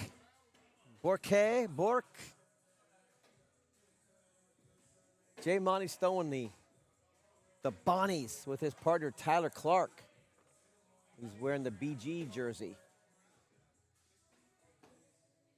All right, we've got one team already out. Rodney Franklin and Dana Pasquale finish sad 13th. Rodney had a good night on the PPR world, though, throwing an 8.19 through bracket. Pretty good. But he gone. Chris Cherry Jr. and Alex Duran knocked them out. And here's your bracket alert for the Bounty. It's Raymond Vasquez at risk now. Over in court number 3. He's playing against Preston Peacock, who had a great PPR in the rounders. His partner is Glafiro E. Raymond's partner is Aiden Pajama Boy. So let's see if Raymond can get on a heater. Court 3. Stay alive to keep the bounty for 3 straight weeks. Said it right the first time, Bork? Okay, cool. James Bork. Well, right now it's your boy Jay Monty up 5-0 in Tyler against Michael and Josh. All right, let's get into this game. It's going to be a good game. Let's get into this game. I get one back. First bag for Tyler. First bag for Josh. With the Dudes. The brown Dudes and versus the white Bonnies. Both produced by Big D Bags. Both off to the left. Now we got kind of a bigger hole here. We got some bumpers to work with, and Tyler will take advantage of it by taking hole control, dripping in, but Josh goes right around it. Good bag. Mr. Watley. Tyler looking to collect. He goes sticky for now. Watley gets it, gets his 8. Got to curve this in to get the wash, or maybe go get it. A great effort.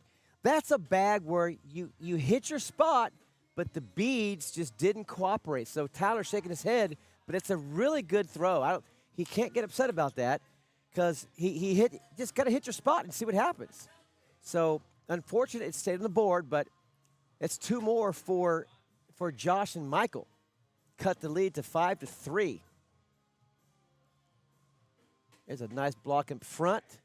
Back block. We got a nice muddy round working here now. Here's where the skill kicks in.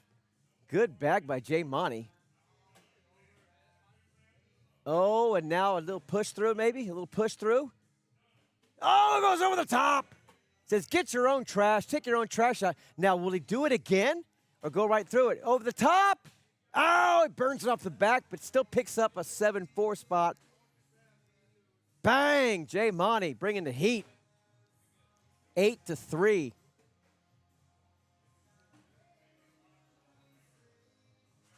First bag now for Tyler. Too much juice. Josh in the groove now. Tyler finds the backstop and pours it in. That's going to fall. That's as good as in. Tyler just needs to forget about that bag and throw bags in the hole. Instead, he actually taps Josh's bag and it goes in. Advantage right now for Watley because Tyler's got one off. And now this could be a big round. Poured in for 10-5. Knuckles for the acknowledgement, a 5 spot. And I think we're tied up. We are tied up, 8-8. 8-8 in this ball game as we are entering round number 6.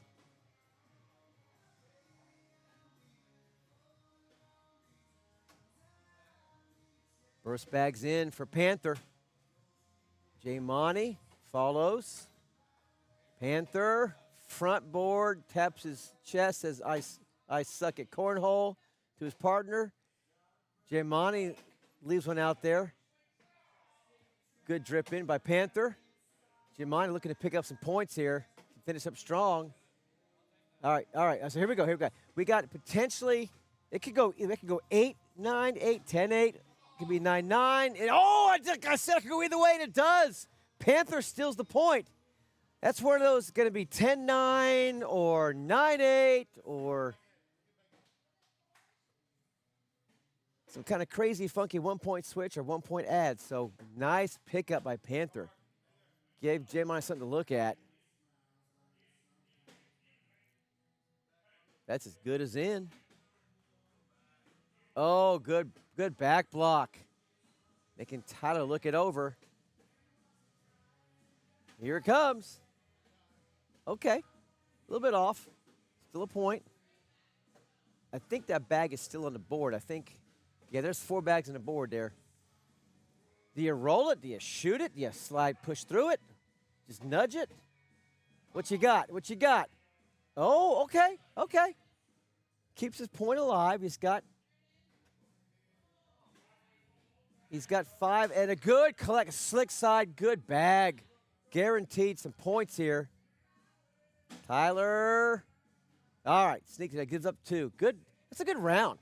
That was a gritty round by both players. All 8 bags were counted as points. 11-8. This is getting good now. We got a good game brewing here. All 4 players throwing pretty close PPRs together. Here's Panther. Panther's going to get the 1. It's a dead bag. Jay Money, nice release there. I'd like to see just a bit more release. I don't know how to say this right, but I know Panthers he likes a quiet lower body, but if you get a little bit more like leg push, maybe lean forward more. He's so quiet from the bottom, from the waist down. Sometimes I think he short arms some bags, but that's just my opinion. Good finish there. Jay Monty picks up a chunk full of points, takes the lead change, 13-11. All right, here we go. Tyler, first bag, 2-point lead. Round number 9. I got 1 off, 1 in now. Tyler missed the first one. That one, he's missed 2. Oh, a chance for Josh to step on the pedal. A chance for Josh to pour it on. It's 6-0 right now, halfway through the round. Tyler misses another one. Not like Tyler. Oh, and Josh gives one back. What just happened here? Still 6-0. And this 6-1 could be 9-1. It is 9-1. It's an 8 spot. 19-13, and Josh thought it was over. Josh started doing the walk. It ain't over yet. That's going to get Tyler and J Monty fired up. Oh, he came to switch the remote. Okay, that's what it was. You came to switch the remote. Okay. Okay, we got to get the screen just out of your view, guys. The screen was flipped, so I think he thought the game was a different score. So we're still in here, 19-13. Michael, dead center. Jay Monty's got to regroup now, find something special here. Panther could finish it up right here. A four-bagger wins it for Michael Panther. Oh, he's got 3 in. Can Panther finish it up for the dub? You got it! Let's go! Panther's fired up. Oh, and Jay Monty sails it off the back. Didn't matter. Good finish by Panther. Michael Panther and Josh Watley are going to be a problem in this bracket, boys and girls. Wow. All right, they'll move on. They are playing for the king seat, baby. Tyler's still alive. They can work their way back. Meanwhile, over in court 3, I'm gonna have to get on the microphone. We have a close game with a bounty on the head. So I'm gonna hop off this headset just a second because there's no game gonna populate court 1 for a while. So you can listen in here. Here we go.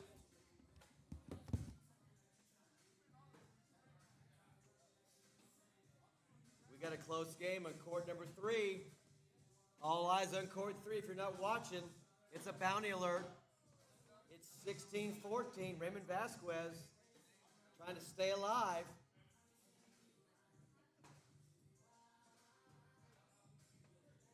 Pajama Boy and Raymond hanging in there. 16-14. Raymond does not want to give up his bounty. Now it's 17-14.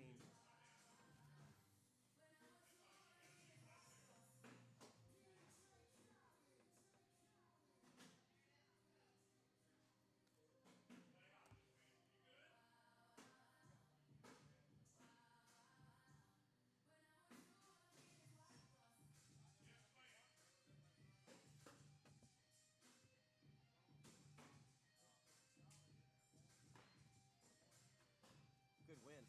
That's a good win. I thought you thought the game was over.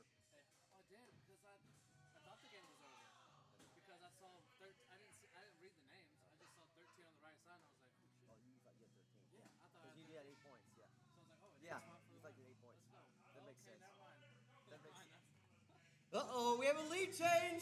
We got a lead change. 18-17. All eyes on court 3. We got a bounty alert.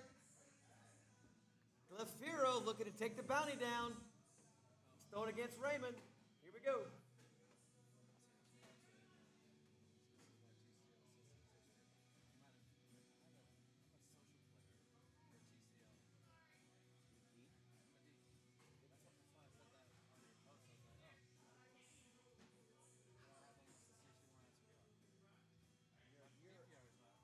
You're a solid and upcoming C player. In my opinion, you're upper level C. 100%.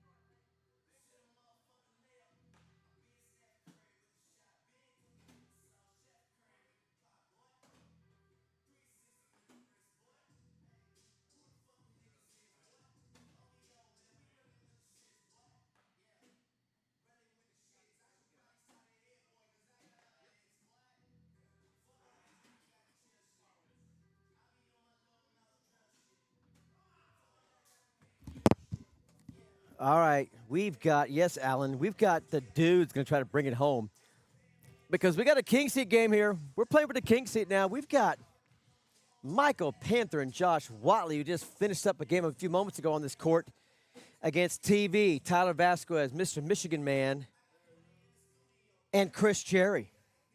This is going to be a good one here. This is going to be really good. In fact, let's check the SPRs. Alan Ballard from Michigan says, let's see the dudes bring it home. So he's not pulling for his Michigan boys, pulling for the dudes. I love it, Alan. All right.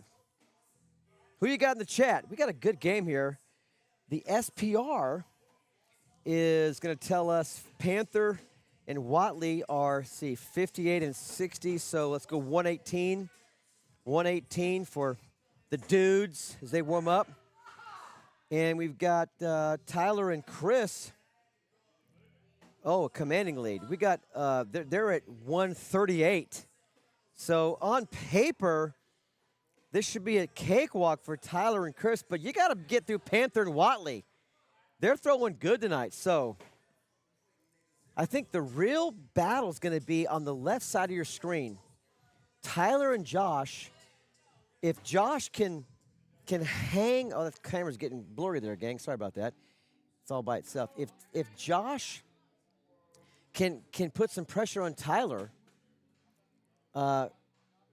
we might see a close game here. The guys on the right are fairly close, I think, in skill. Panthers at a 58 and Chris at 61, but Panthers really, he's not really a 58. He's low 60s. So it all comes down, I think the game is on Josh's shoulders. Josh is going to have to really play his best game of the night needs to happen right now. If he wants to get to the king seat, here we go. Already 4-0. Early lead from Chris.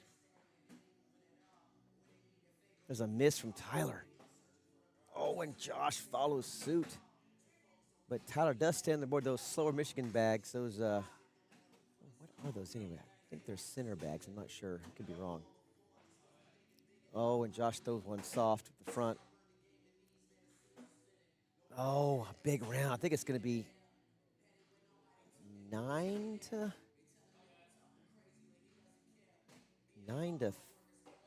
1? Is that right?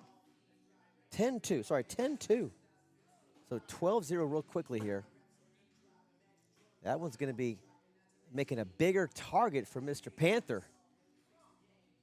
Right center is your new target.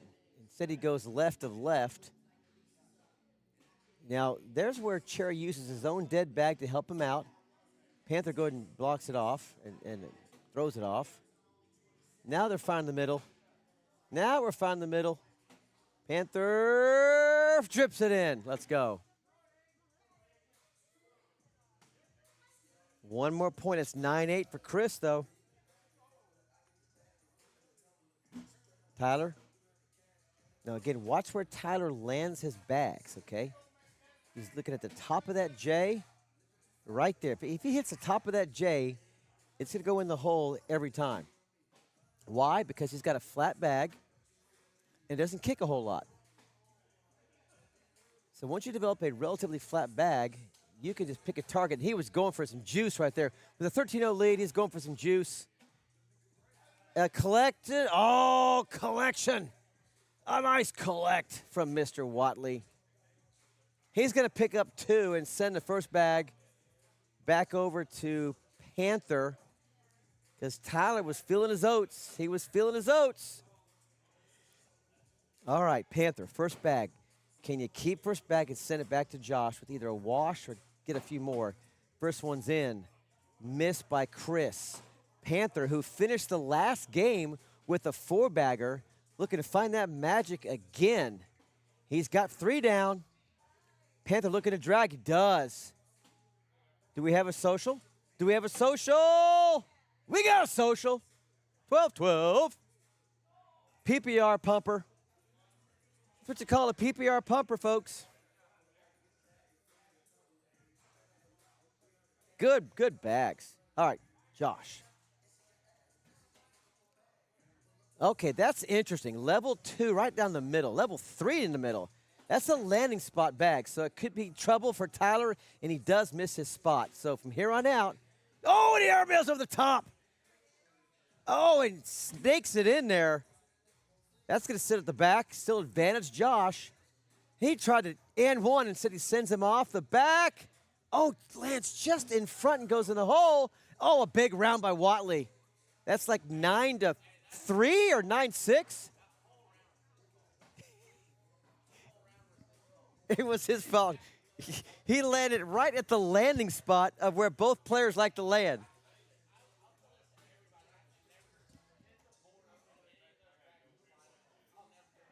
That's a level 3 perfect block. Picks up a few more points. Now, Panther pushes through the block, kind of replaces his opponent's bag. Got 2 in front. Another little push collect, I should say replace. And now Panther's going to step out and try to sneak around this brown bag. And, oh, it's kind of hanging. I should say around the yellow bag. He tried to collect his own, getting the colors mixed up.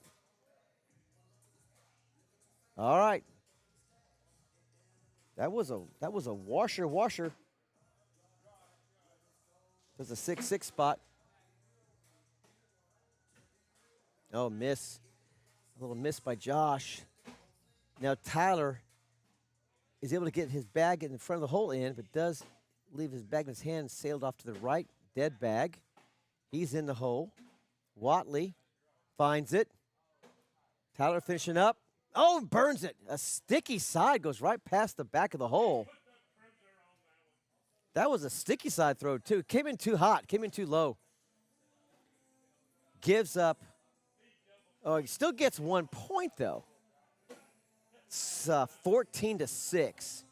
Hole's bigger. You got to capitalize. If you're Michael Panther, it's go time, show time right now.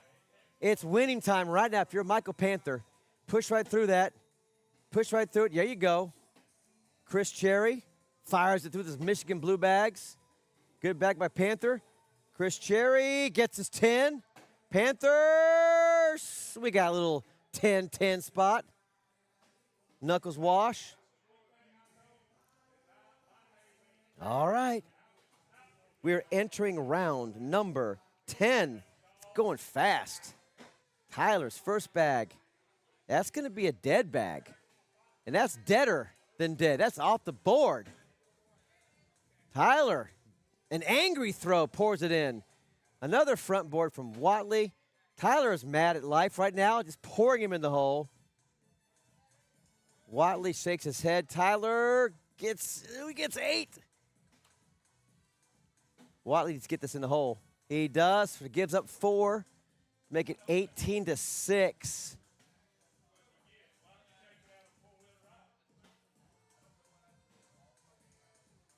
Tyler does not like life right now, but he's still up. I think they picked up 4 in that round. I think Yeah, there it is. Okay, 18 to 6. Panther and Watley are a good team, but can they just stem the tide here and find a way to claw back, fight back? Now, Chris Cherry's got a groove. He's got a groove working out, and there's 2 off. That could be, there's your ball game right there. There's your ball game. It's over. It's already 9-0. But you know what? They're still alive. They're still alive in this tournament. They'll have to win one game and face these 2 one more time. So Panther loses his hat. He's ticked off, shows his bald head to the world. But they're going to go play in that second, third place game with a chance to come right back. They could be right back to face Tyler and Chris, who are sitting in the king seat. Congratulations, Big Blue. You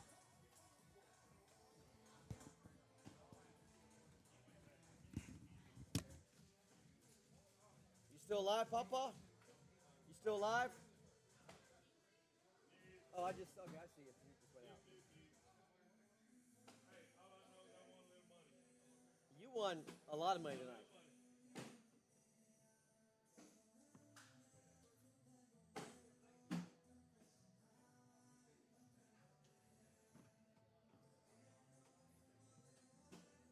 Bounty alert, bounty alert. Raymond Vasquez is not going down. He's just won another game. Pajama Boy is carrying Raymond tonight to the finish line. Oh my, they won't go down.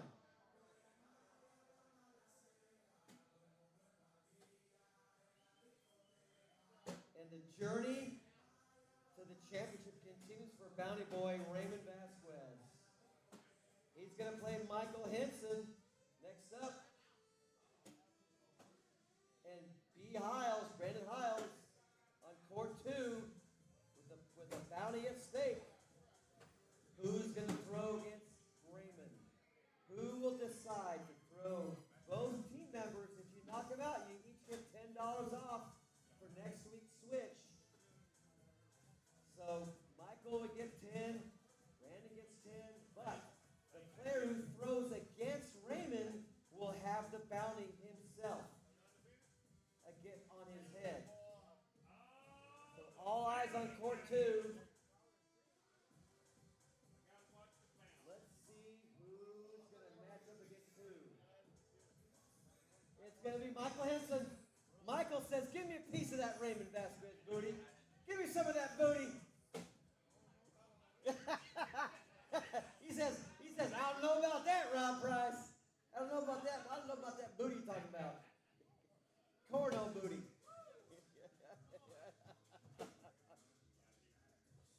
All right, here we go. All eyes on court 2. Here we go. Enjoy.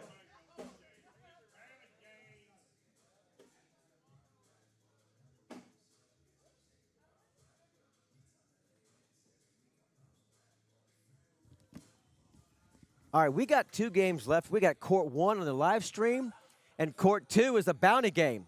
Raymond Vasquez is at stake in the loser's bracket, and this here is another loser's bracket game. I think these are for the 2 fifth-place games. So the loser, the game we're about to call, and the loser of court 2 with the bounty game over there will both take home 5th place respectively, and the winners will battle for 4th place with a chance to win 3rd place. So we're down to the final 6 teams here.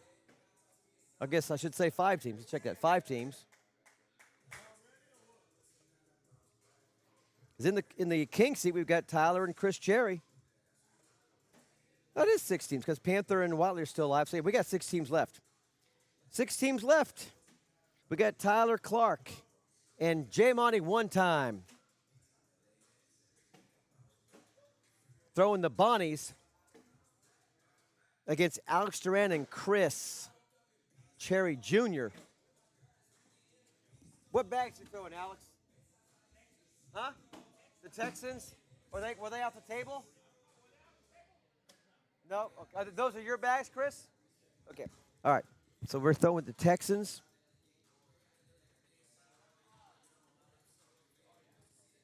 Chris Cherry and Alex Duran throwing the Texans. Another Big D bag. This is Big D versus Big D.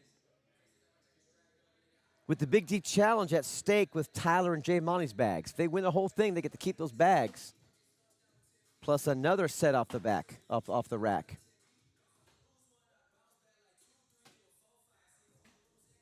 Rick Ellis says, fire up ice. I'm fired up tonight. Just calling these awesome games. Vasquez still alive in the 5th place game with his bounty on his head, fighting to the loser's bracket. We got Watley and Panther sitting in the 2nd, 3rd place game. And we got Tyler, Vasquez, and Chris Cherry Sr., the dad of the young man throwing right now, Chris Cherry Jr., sitting in the king seat. So I think going to round 2 now, 2-0, Alex and Chris early. Here come first bags for Tyler and Jay Monty. Here we go. Both players a little nervous on court 1. Are they nervous on the stream? What's going on here? Alex kind of sits in front, gives Tyler something to look at. Tyler goes around it, goes too far around it. Now you got some bumpers. If you go with Slick side, there you go, Slick. Good job. Tyler just go right downtown. Right downtown. Send it home, and he does. Just that. Picks up a point. Picks up 1.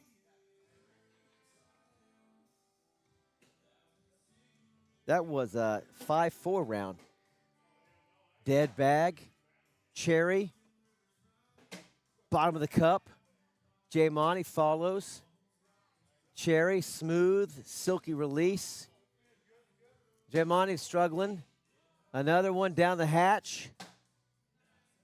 And this could be a big round. It could be 12-5. Oh, it is 12-5. A big round.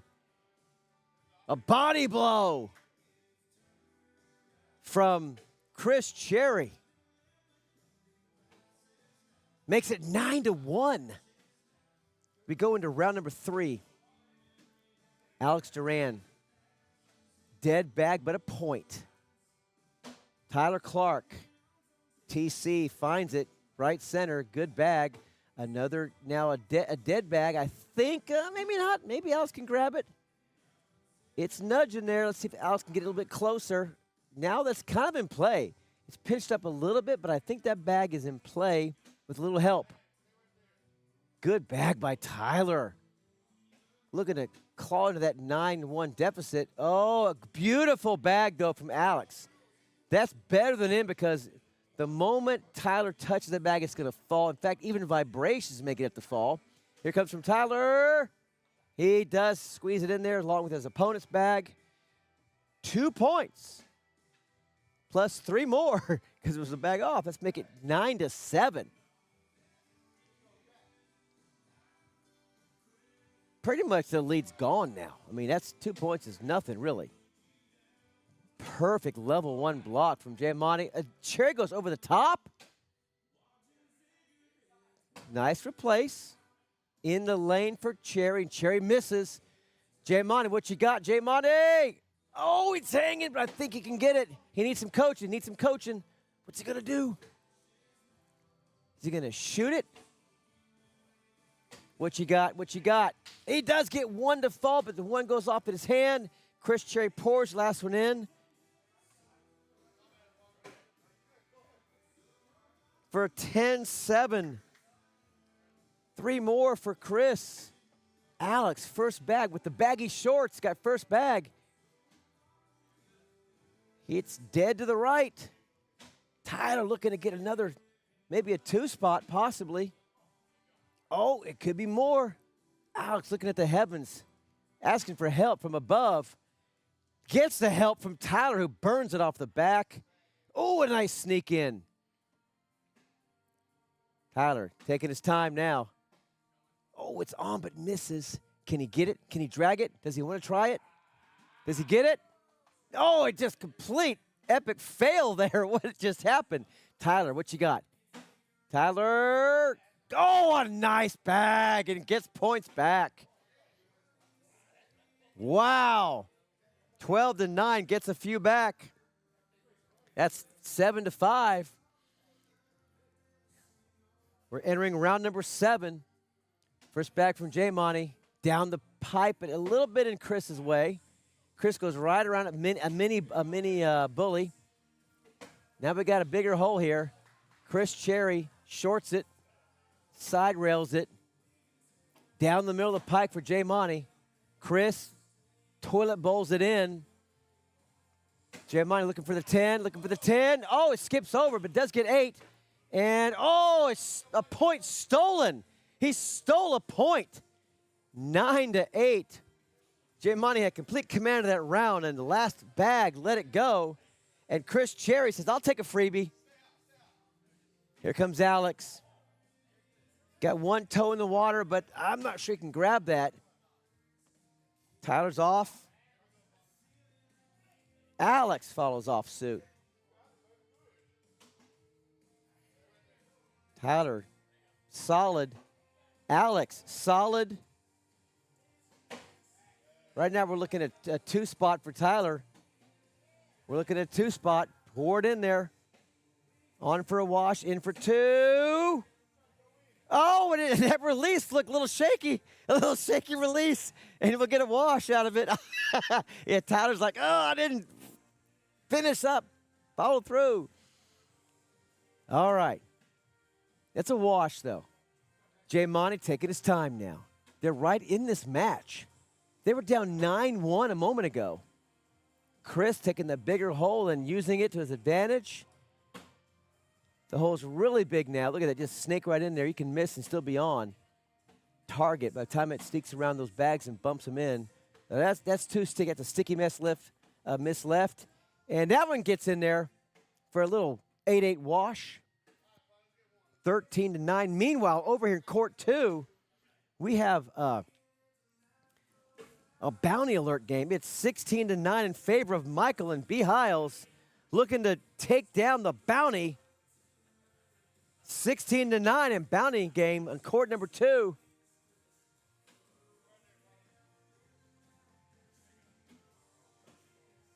Good bag by Alex. Level 1 V block. What's Tyler got to respond? Oh, sits right behind it.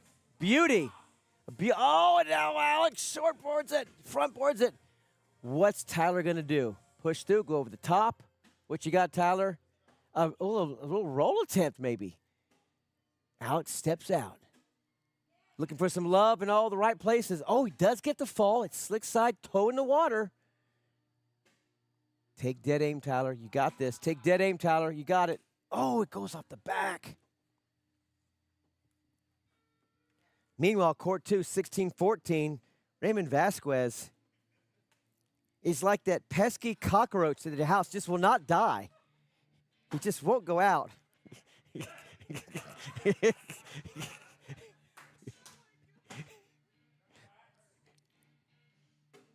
This guy is competitive.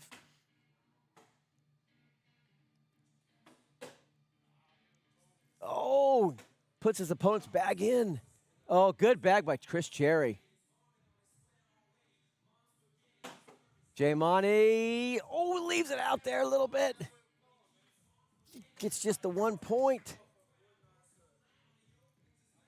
15-9. Over in court 2, 16-14, Raymond. And Raymond's going to end up with, oh gosh, could Michael win this game? Is this it? Oh, they just called an ice price timeout. They just called an ice price timeout. Settle them down. There you go. Tyler calls an ice price timeout. It's rally time, rally cap time. It's 15-9.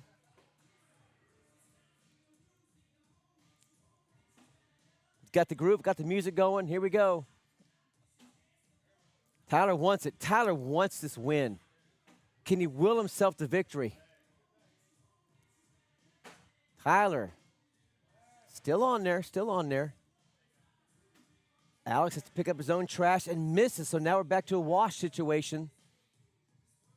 Tyler looking for that 12 spot. Does get it to fall. 1 bag left. All right, for the wash. He gets it. Uh-oh. Let's take a look over here at court 2. Court 2. Court 2, it's 18-14. 18-14, court 2. Bounties at stake. Oh, Michael pours it in. All right, court 1. Jay Monty responds by putting it right there in the front of the cup. Chris Cherry. Oh, they're all sitting right in front of the hole. Big bag of the game right there. Bag of the game. Great bag by Jay Monty. Oh, another miss. This is huge. This is huge. Oh, it could be a big round here. This could be a 6 spot. What you got? What you got, Cherry? Oh, nice finish. This is for 6, for a tie. For a tie. We got a tie ball game, court 1. 19-14 on the bounty game. High drama at AJ Sports tonight here at the Kinfolk Switch with Fire and Ice. 15-all at court 1. 19-14 for the bounty game. I'll keep you posted, Mike Kuykendall. Right now it's 19-14. Michael Henson and Behiles over Raymond Vasquez and PG Pajama Boy. Oh! I think that might be it. I think that might be. We have a bounty. Michael Henson claims the bounty as they knock out Pajama Boy and Raymond Vasquez. Henson's the new bounty boy. Meanwhile, at court number 1, we got a battle brewing. Jay Monty just willed his team back. Now, can Tyler take it home? Oh, he burns it off the back left. And it's going to, is that a wash? Is that a wash, boys? Is that a wash? 5-5 wash? All right, there's only one game active in the room. It's right here on the stream, court 1, because we now have our first 5th place finisher, Raymond Vasquez and Aiden Pajama Boy, finished 5th, and the loser of this game will join him in 5th place.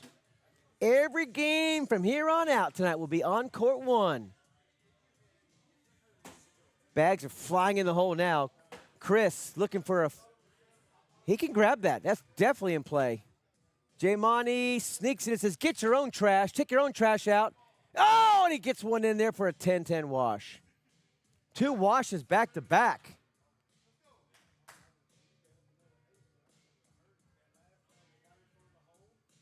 What's Cherry's PPR for the night? Are you talking about son or father? I assume you're talking about the son.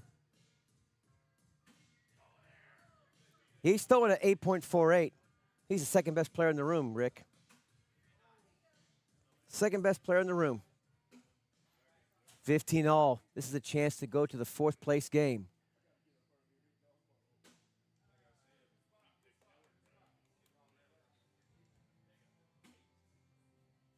Oh, a sit behind.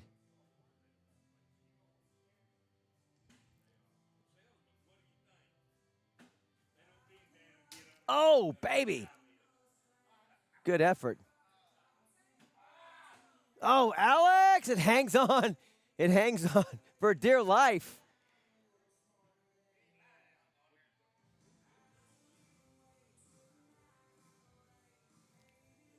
All right, 1 point. And Tyler and Jay Monty, after being down 9-1, have taken the lead. 16-15. Every bag so important. Now, at this point of the night, the best players are playing their best to hit up with some big-time shots. If they can pull it off, they'll advance in this bracket. Good. That's a good bag. Still maintaining hole control. And, okay, there's a chance. There's a chance to push us in and bully Chris just a little bit. Oh, no, it's a big miss. And Chris leaves it short. What just happened here? That is 5. Is that 5 to? That's it. That's it. Game over. That last round was was 8-2. Sorry, check that. 8-2. Missed one bag in the hole. Yeah. All right, so there you have it. We're now down to 4 teams left. Jay Monty and Tyler finished the 5th place. The Big D bags have been deposited back to the table. They didn't win. Yeah, it was 8-2, Mike. It was 8-2. You're right, 8-2. So they'll stay on the table another week. Up next on court one is Chris Cherry Jr. again with his man Alex. Good night. Against Michael Henson and B. Hiles, who just took out the bounty boy Raymond Vasquez. Coming up next right here, court number one. Is there any pizza left? Is it empty? I should have grabbed some before. I waited too late, I know. Too late. You ate the last piece.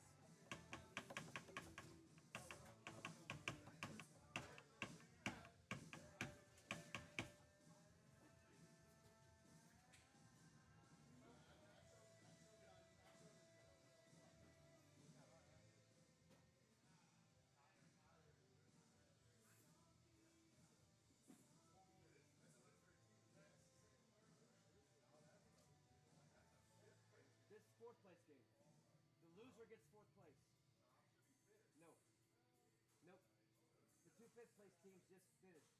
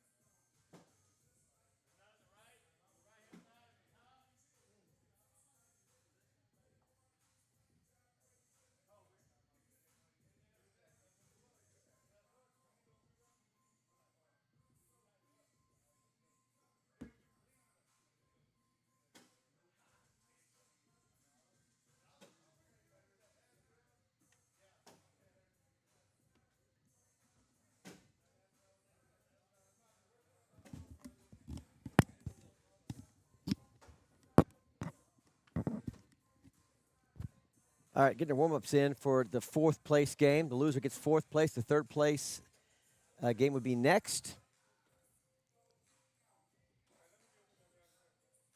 On the court number one right here.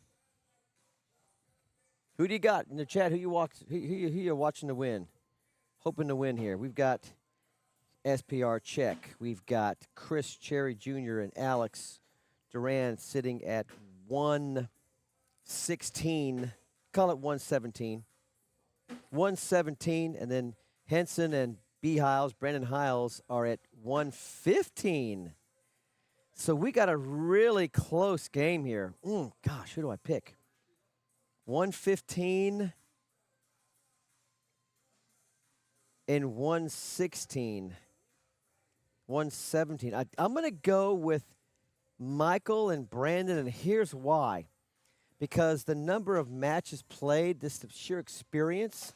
Michael Henson's got 3,875 matches played and recorded in Scorholio.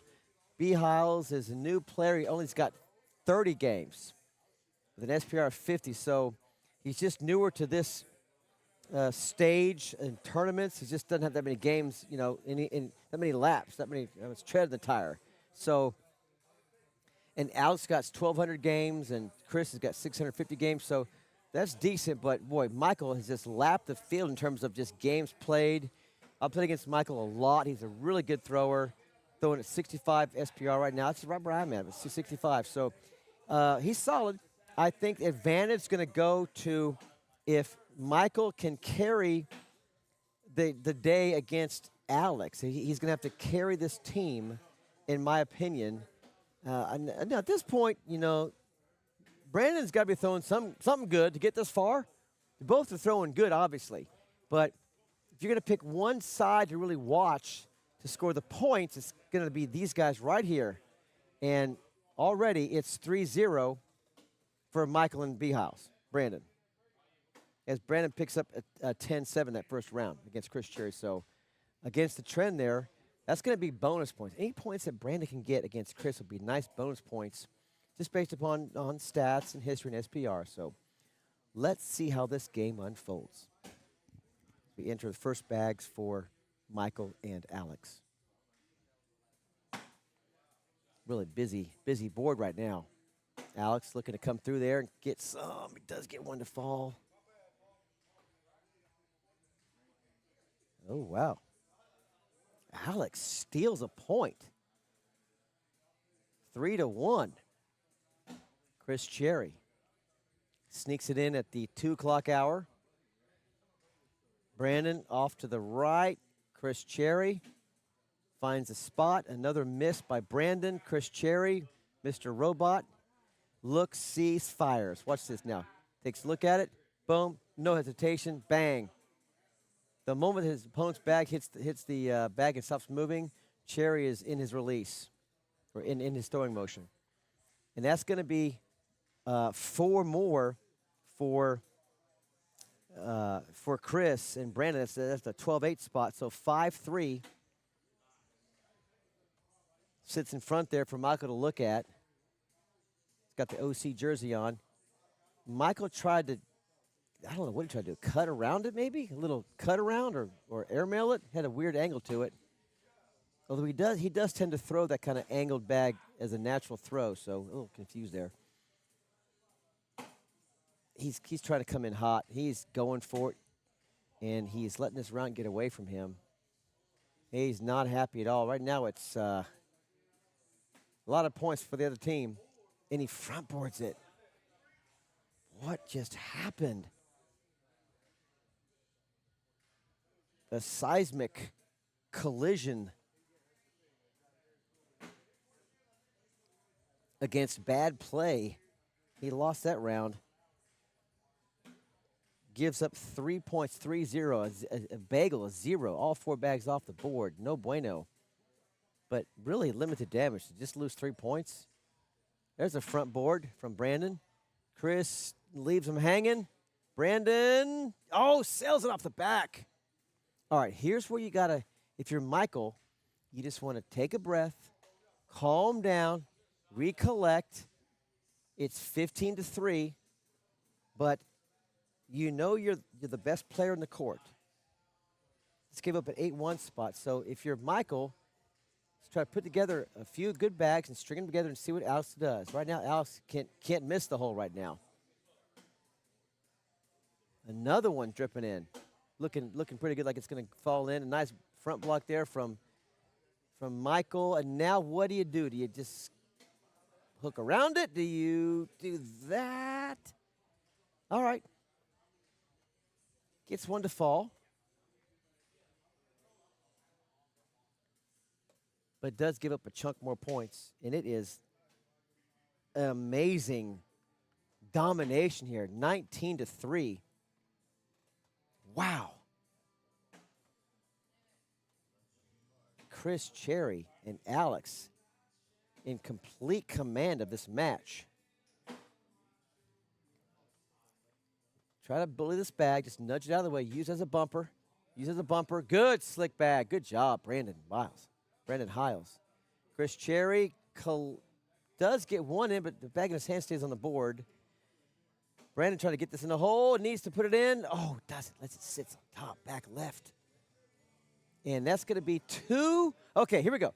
Now we have a first bag change. 2 points for Michael and Brandon. They picked up a little, I should say 1 point, 8-7. And Michael's first bag, as you saw now, 2 off the back. And that's going to be probably ball game. It's sitting 2 in front for Alex. I think you got to sit in front, right? And just shoot the last one. Or just roll. That's interesting. Stacked on top. And Alex just says, put them all in. And I think he just board for the win, right? Board for the win. That's still going to be it. 6 foot as your ball game. 6-4. That's it. Ball game. That is moving. It's moving. It's moving. It's moving. That's a wash. That's a wash. And Chris or Brandon did not kick the board. He tried to cheat, but didn't cheat. Good bag, 6-6. That bag was moving the entire 10 seconds, and it moved right to the bottom of the cup. First bag for Brandon. If they come back to win this game, that would be the most incredible bead movement I've seen in a long time. When the game was basically over, he was about to put the score in and give the knuckles, and suddenly the bag falls in the hole within the 10 seconds. And we continue on to round number, what are we, round number 9 now. Good bag by Brandon. Oh, good finish by Cherry. Doesn't matter as he 4-bags his way to victory, 12-10.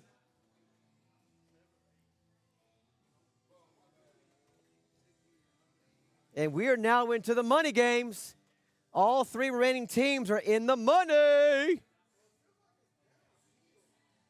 Michael and Brandon take 4th place. Good job tonight, guys. Good playing. And now we're playing for that 2nd, 3rd place game.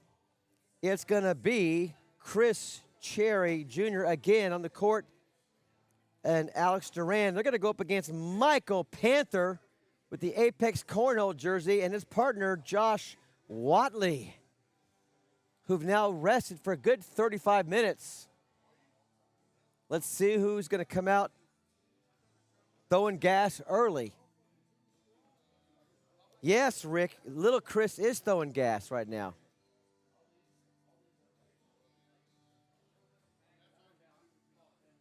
Well, Eric, I see your comment there. Well, there's 2 Chris Cherries. There's Chris Jr. and Chris Sr. So you're right in that comment.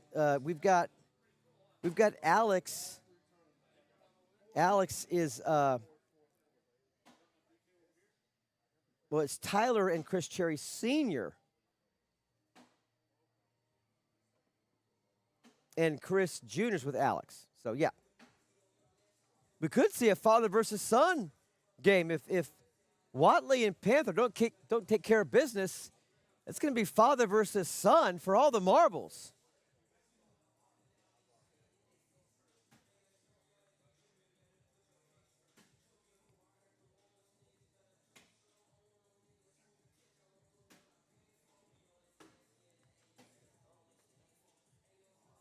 All right, these guys get their final warm-ups in.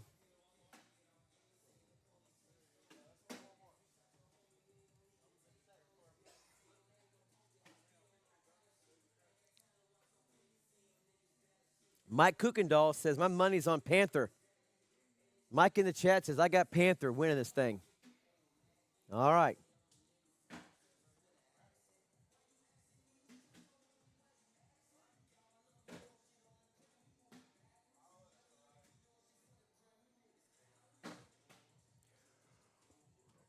PPR check. PPR check. Let's see what we got here.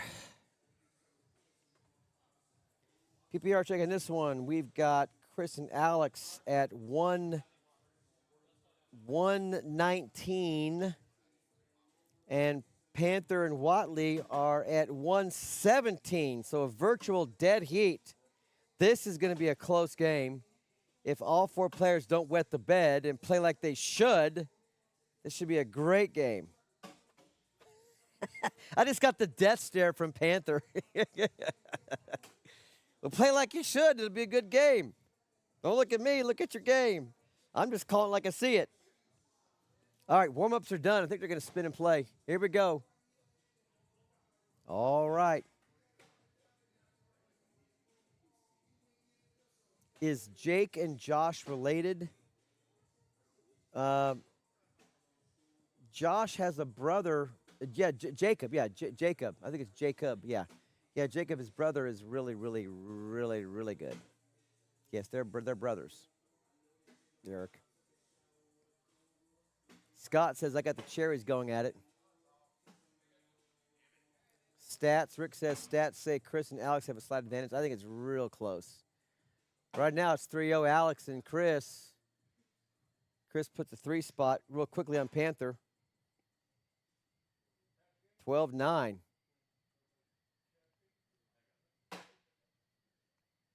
Oh, nice level 1. Forces a miss from Josh, and a big miss. What was that? Watley can't find the middle of the hole, and then now Alex is letting this round go. It just got away from him. Meanwhile, Josh has got a bunch of bags on the board, but nothing in yet. In fact, there's no bags in the hole yet. What is the deal? We got it. Oh, it's barely hanging on. It is not touching the floor. That's a point for Josh Watley. That was not touching the ground. 4-2 makes the score 3-2. Panther and Cherry both off to the right. Panther off too far to the right. Off the board. Cherry's in. Panther corrects. Nice bag by Chris. Panther 2 off the side, and that's going to be a 10-4 spot, I think. Panther is not happy with life right now.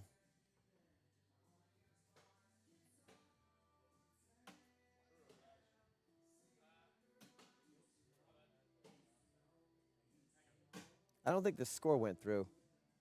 I'll have to check their score in a minute. I don't think it went through. They'll check it. 1 bag off, 2 bags on. Missed by Alex. And check that last score, boys. It didn't input. Josh is on it. Josh knows what's up. He's a scoreholio freak. Hey, just a reminder, from Rick. Let's talk about that backyard switch. It almost took. It didn't quite take tonight. We had 3 or 4 players. I think it was 3 players. We like to have 8. All right. So this is it's called the Kinfolk Beginner Switch. It's for new players. We call them backyard in TCL. We'd love to have at least 4. 8 would be better. We could probably do 6, but we'd love to have at least 4. And you could even play singles, as Rick said in the chat there, and just to get a lot of reps in and grow that game. So come on out next Monday night for if you're a new player and we just want to get a lot of bags in and learn the game, get some tips from other better players, please come out. We're going to reduce the rate just to $10 instead of the normal $20. So you come out and play for a couple hours for $10, get at least 6 games in. It's the best deal in town. So go to the Scoreholio app and find Kinfolk Beginner Switch on Mondays and register for next Monday night.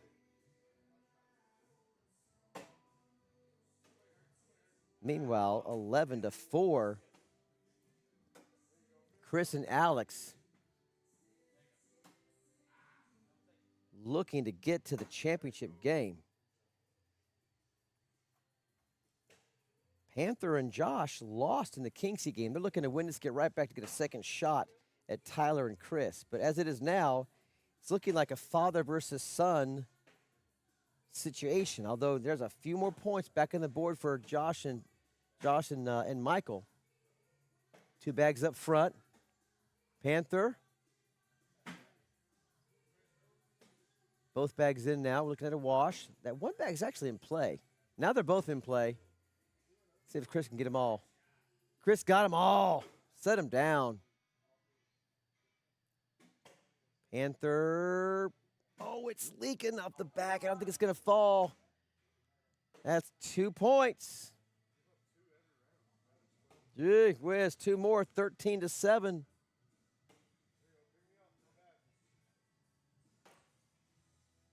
That was a 10-8 round. Alex, first bag, up 6, finds the hole. Watley answers. Alex, way off to the left. Watley now stroking that down the middle throw. And that's going to be maybe trouble. No, he gets it. For 10-9, 1 more for Watley. Make it 13-8. All right, Panthers can smell blood in the water. He wants another shot at Tyler and Chris Cherry's dad. He's got first bag. Good bag. No hesitation. Cherry's going to be a dead bag. If Panther can just find the middle, his next two bags, he's going to pick up maybe 4 points. Maybe 2. We'll see here. I think he just don't try to chase it. Just go get it. Oh, instead he goes off the back. Could end up giving up one. Oh, he does get one. Chris lets him off the hook. Gets one more. They're just chipping away. 13-9. Another first bag for Watley. Makes for a bigger hole target for Alex. Alex says, thank you very much for the bigger size. And now we got 2 dead bags. Alex off to the right, still on the board. Good bag by Watley. Alex kind of sits in front there, kind of kills his own action. Oh, and Watley knocks off his own bag, and Alex just says, I want my bag off too. I'll join you off on the concrete, on the floor. Somehow, some way, Alex picks up a point, 5-4 in a train wreck of a round. Chris Cherry wants a piece of his dad. He wants to win and take a shot at his dad. Oh, both players just side railing. Good bag by Panther. Right in the lane for Cherry, and Cherry misses. Can he go grab it? Can he get it? Oh, it's going to fall. It's going to fall. Point still there. Cherry does it for him. A chance for a 9. Is that 7? It's a 7-6 spot. One more for Panther. Both teams in double digits now. So, as I always tell Rick, anytime you're in double digits, whether it's 19 or 11, you're in the game. If you have 10, 11, you're in the game. You're there. Just getting double digits. Josh shaking his head, front boards it. Dead bag from Alex. Watley needs to just get his 9 and see what happens. Get your 9 and see what happens. There's a mistake by Alex. Get your 9, see what happens. Here we go. There's 2. Oh, it's going to be 7-2. 7-2. 7-2, a 5 spot. We got a lead change. Lead change. Panther and Watley looking to spoil the father-son final. This team was down 11-4. They were down 9-2 and 11-4, now find themselves up. 2 misses by Panther, though. Those Texans are working for Chris Cherry. Oh, no. Oh, no. 12-5.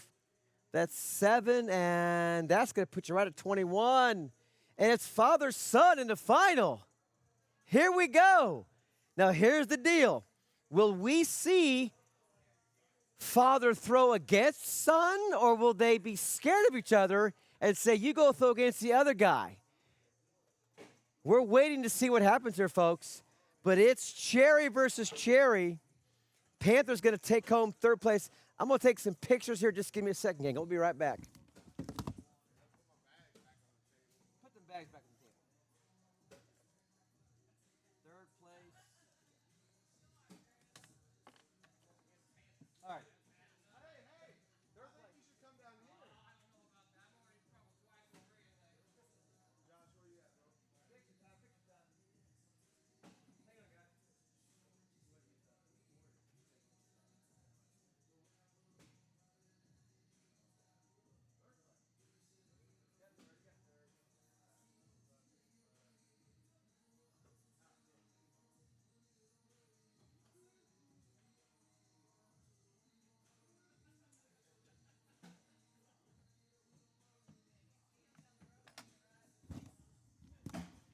All right, who do we got here? Rodney. Rodney Franklin's going to join me in the booth to call this championship game. He's played against all four of these guys a lot, so we're looking forward to seeing what Rodney has to say about insights into what these guys. You threw against these guys all day. I've been in the stream commentating. So, did you have any battles in rounders or bracket against these players? Yeah. Chris is throwing gas. Which one? The son. The son, Chris Jr. Okay. Yeah. Tyler's pretty hot, too. SPR is going to tell us, well, Tyler's going to be big SPR. So it's going to be 139 for Tyler and Chris, and then Alex and Chris' dad is going to be at 118. So, yeah, this is going to be kind of a close match, actually. No. It's going to be a big advance for Tyler and Chris. Yep. So we should have. Oh, they're not going to throw against each other. They're going to stay how they've been playing all night. They've both been throwing off board, so they're going to stay where they're at as they get their final warm-ups in. Now the double dip's going to have to be. Son and Alex are going to have to double dip Dad and Tyler. You threw pretty good in rounders. Yeah. Then what happened in bracket? Went to shit. Who was Sorry, your, I who was can't your say partner? Dana. Dana, yeah. It's not his fault. It's my fault. You guys both threw a little bit off there. Yep. I threw really bad off. It happens. Saving it for tomorrow night. We'll be back tomorrow night. I'll be here for the Texas Cornhole qualifier thingy. I've been out of town, so I don't know what it is exactly, but it's another one of these things that Grant's cooked up with some fun stuff. So Yeah. Top four Right, teams him and John, obviously. qualify for the finals, and on Tuesdays and on Saturdays is the top 8 teams qualify for finals. So when you mean teams, you mean whoever your partner ends up being in the switch? Yes. So once you get your partner, if you do well, you got to keep that partner as your partner again if a few weeks later for the big tournament. No, you will at the big tournament. Yeah. They will do top PPR. Will draft. Oh, draft. Okay, I from got you. lower So PPR. you by winning, you just get put into the pool to Yes. win later. I got you. And when's that final bracket going to be? The tournament going to be August like 27th. Mid-August, somewhere there. Okay, yeah. August so 27th. we have a while to do it. Is Okay. my guess. There's like 12 qualifying Yes. games. Yes. Are they all here at AJ's? Yes. Okay. And you don't have to be top 4 to qualify or top 8. You can play 5 games here at AJ's and qualify that way. Just by volume. Yes. Okay. Well, that's a That's- good marketing ploy by these guys. Just get the entry fees in there, and you can pay your way to the Right. final. That's what I intend to do is play 5 games. If I'm not good enough to win with one, I'll pay 5 and get in, Right. and get a good partner and win it that way. Yes. That could be me too. So because these interest me a lot. So all right. I- Meanwhile, it's 2-2 here in this game. Last Tuesday, there were 74 players. I qualified 54th and finished 17th. There were 70 players here. Yes. Gosh, was it a long night? I It guess seemed, with, I it guess seemed with like all, it. with all the courts, you can do a Yeah. lot. With Yeah. these 16 courts, whatever it is. So. All right, 2-2 early on here. We're going into round number 5 already. It's 5-2 now.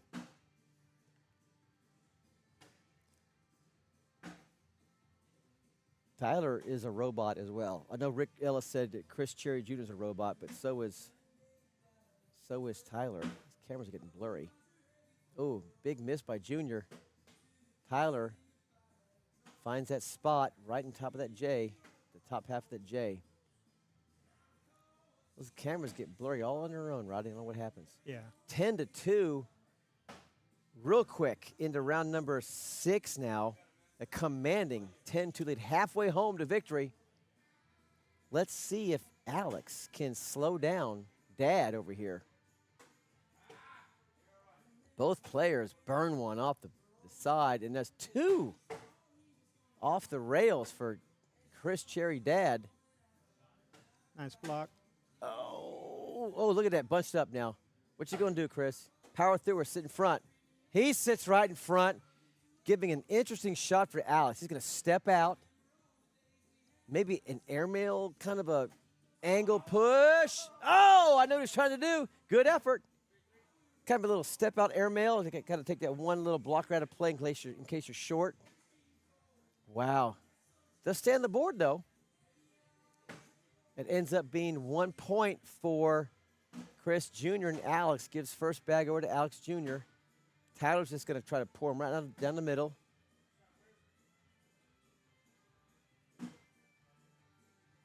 Oh, you know, Tyler's an elite player now. Yes. He's literally an elite player. He set up a guy earlier in rounders. He threw 2 in, then he set a block. The guy went for it, missed it. Missed. Tyler pushed. Just collects. Yeah. Yeah. Collects his own trash. Yeah. Yep. Yeah. Look at this bag. Look at that bag. Oh, does he nudge his own bag in?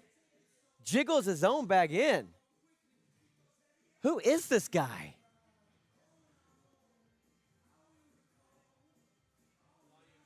Picks up. Is that just for the wash? That was for the wash. Yes. Wow.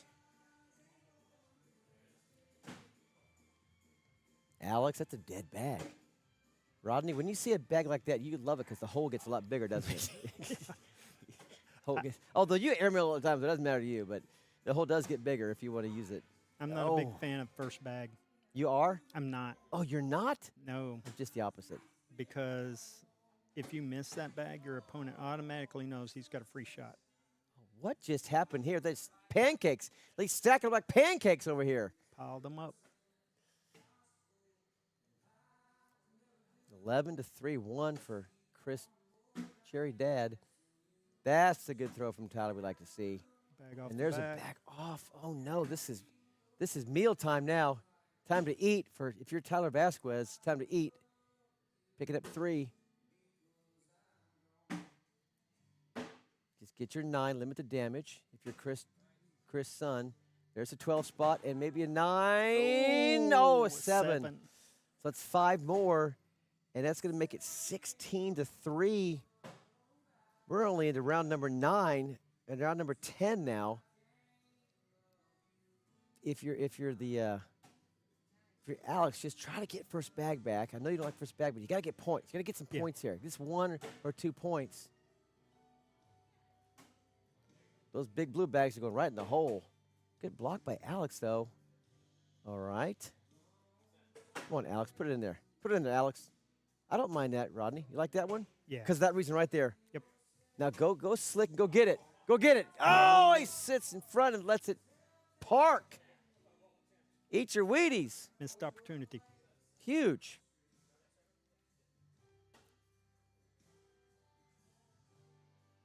One more for the front runners. Bully that. Bully that bag. He does bully it. That's a dead bag. Tyler's looking to just limit the damage now. Hope for a mistake. And there's the mistake, Rodney. There's no dead bags for Tyler unless they're completely off the board. No, that's a dead bag. That'd be cheating. That'd be moving the board. Ooh, a little extra juice. Make sure he gets it home. He does. Gets it. I like how on that last bag, even though he had 2 bumpers, you see his leg movement. He's a little extra.